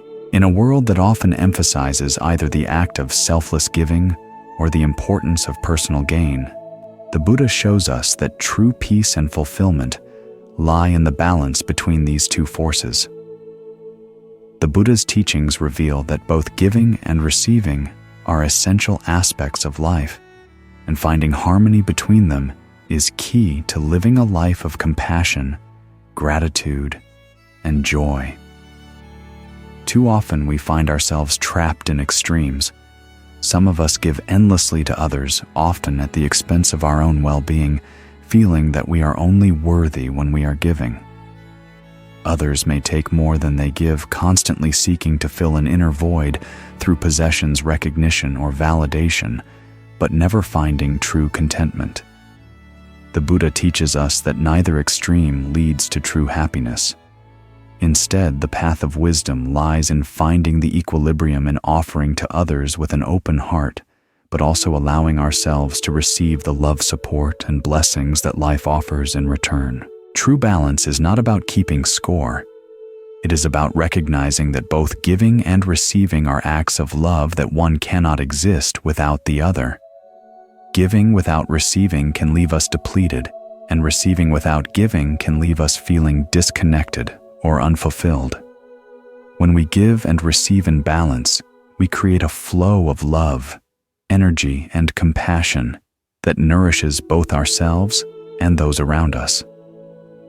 One evening, as the moon cast its soft light over the temple, Master Tetsuo gathered his disciples in the garden. The air was cool, and the scent of blooming jasmine filled the air. The disciples, having spent the day in meditation, were calm, but Takeshi, still a young monk, seemed troubled. He spoke up, his voice laced with uncertainty. "Master, I have been reflecting on the concept of giving," Takeshi began. "I understand the importance of selfless giving, but I often feel as though I give too much, and it leaves me feeling empty. I don't know how to receive from others without feeling guilty or selfish. How do I find balance in giving and receiving?" Master Tetsuo looked at him with kind eyes, his presence radiating a gentle calm.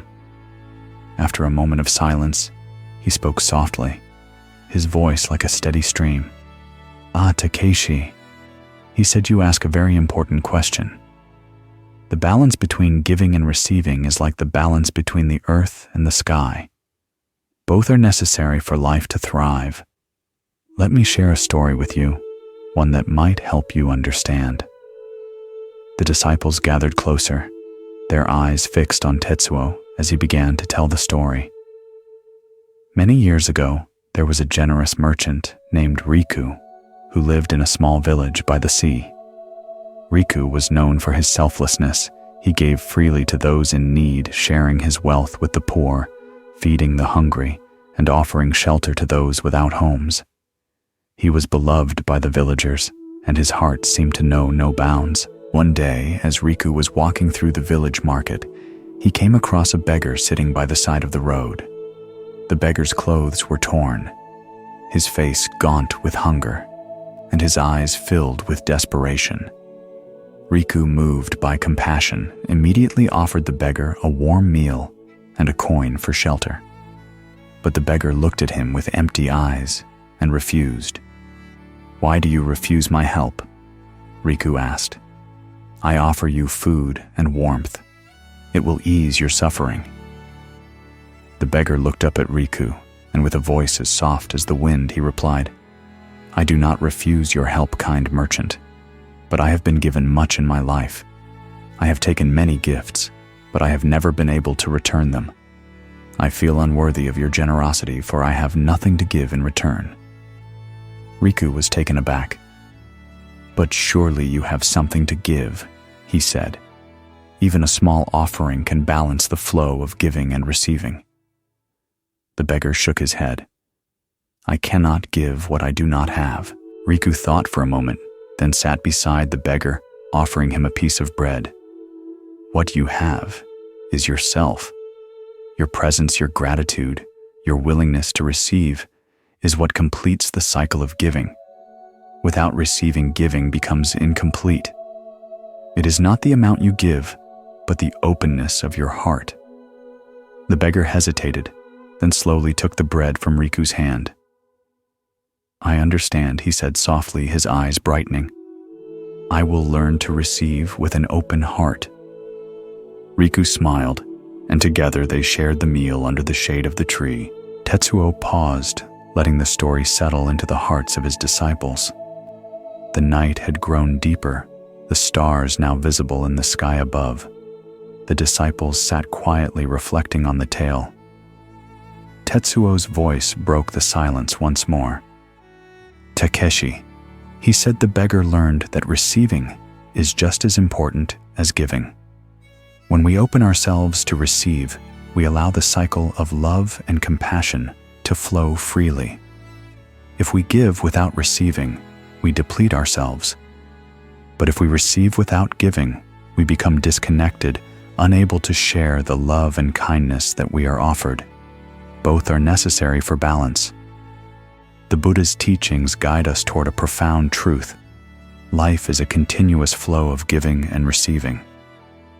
These two forces are not separate, nor are they isolated from one another. We are not meant to live in a state where we endlessly give without replenishment, nor should we take without offering something in return. True fulfillment and harmony come when we find the delicate balance between giving and receiving. When we give from an open heart, we share our love, our resources, and our presence with the world. In doing so, we create a ripple of compassion that spreads outward, touching the lives of others. This flow of generosity nurtures both the giver and the receiver, creating a web of connection that binds us together in our shared humanity. However, giving without receiving can drain us. We must also make space to receive the love, support, and kindness that the universe offers us. Receiving is not about taking. It is about accepting, with gratitude, recognizing the abundance around us, and allowing ourselves to be nourished. When we embrace both giving and receiving, we align ourselves with the natural rhythm of life. This balance fosters an environment where we can live fully, joyfully, and in harmony with ourselves and others. The Buddha's wisdom is clear on this matter. Give as though you have no need, and receive as though you have no obligation. This teaching reminds us that the art of balance lies not in counting what we give or what we take, but in engaging with life in a way that allows both to flow freely. When we give selflessly, we create the space to receive, and in turn, when we allow ourselves to receive, we find more joy and energy to give. The circle of giving and receiving creates a harmonious flow that nourishes both the self and the world. Take a moment now to reflect on your own life. Where are you giving without allowing yourself to receive? Perhaps you've been giving too much of your time, energy, or love to others without taking the time to replenish yourself. Have you ever hesitated to receive help or support, perhaps out of a desire to remain independent or to avoid feeling indebted? Or maybe you've been giving because you feel it's expected, rather than from a place of genuine openness. Now, I invite you to pause and breathe deeply. With each inhale, allow yourself to feel the fullness of this present moment. Let go of any tension or worry about what you might be lacking. With each exhale, release any resistance to receiving. Trust that you are worthy of receiving love and kindness just as you are worthy of giving it. Imagine yourself like a flowing river where the currents of giving and receiving move seamlessly through you. The river does not choose to hold on to its waters, nor does it resist the flow. It receives what is offered, and it continues to give, nurturing the earth around it. You too can allow this balance to flow through you. Offer your kindness, your energy, your love, but also open yourself to receive the same from others. Recognize that both giving and receiving are sacred acts of love and connection. As you reflect on these thoughts, ask yourself, where in your life could you open yourself more fully to receiving? What would it feel like to trust that you are worthy of both giving and receiving love in equal measure? What would it feel like to embrace the flow of life, knowing that every act of giving and receiving strengthens the web of connection that binds us all? When we learn to give and receive in balance, we create a life that is full of joy and peace. Patience, kindness, and compassion grow naturally in this balanced space where we are both nurtured and nurturing. The balance between giving and receiving reminds us that we are all interconnected. We are not separate, nor are we solitary in our journey. We are part of a larger, beautiful rhythm of life, one that ebbs and flows, giving and receiving in a continuous cycle. The next time you feel the urge to give, do so with an open heart, knowing that in doing so, you are contributing to the world's flow of love. And when you feel the need to receive, embrace it with grace, knowing that it's a part of this natural exchange. By allowing both forces to move freely within us, we align ourselves with the universe's natural rhythm. We are like the river, always in motion, always giving and receiving, nourishing ourselves and others as we go. As we embrace the dance of giving and receiving, we begin to notice how life in its purest form is a constant exchange, a flow of energy between ourselves and the world. This flow, however, must be cultivated with awareness. It's not enough to simply act without presence. We must ground ourselves in the moment to ensure that our actions are aligned with our inner truth. And there is no greater anchor to the present moment than the breath. Through the power of breath, we connect deeply with the rhythm of life itself. It is in the simple act of breathing that we return to stillness, where clarity arises and the noise of the world fades into the background. Let us now explore how breath becomes our gateway to deeper meditation, a tool for calming the mind, soothing the spirit, and awakening the body. Throughout this exploration, we've discovered the power of breath, the liberation found in letting go of regrets, the balance of giving and receiving, and the deep wisdom in transcending the ego. Yet at the heart of all these teachings lies one essential realization, the stillness that is within us always. Stillness is not something we need to search for outside ourselves. It is not a distant goal or a fleeting experience. It is the essence of who we are. It is a deep well of inner calm and clarity that has always been there, patiently waiting beneath the surface of our distractions, the noise of our thoughts, and the weight of our emotions. The Buddha teaches us that true peace is not found in some distant future, nor in the perfect arrangement of our lives. True peace is found in the deep, quiet awareness of the present moment, in our ability to simply be as we are, without striving, without effort, without struggle. When we return to stillness, we return to the truth of who we are. We reconnect with the essence of our being, a being at peace with itself and with the world around it. It is in this stillness that we find the space to hear the wisdom of our hearts, to see the world clearly, and to respond with compassion and understanding. It is in this stillness that we finally discover the freedom to live fully unburdened by the past, unafraid of the future, and free from the constraints of the ego. Throughout the teachings we've explored, whether it's through the power of meditation, the freedom in letting go of regret, the transcendence of the ego, or the harmony found in balancing, giving and receiving, each lesson has pointed us back to one central practice, the practice of being present. Being present is the gateway to stillness. It is through mindfulness, through a conscious awareness of the present moment, that we reconnect with the deep peace that resides within us. The breath, the most constant and immediate companion in our lives, is our anchor.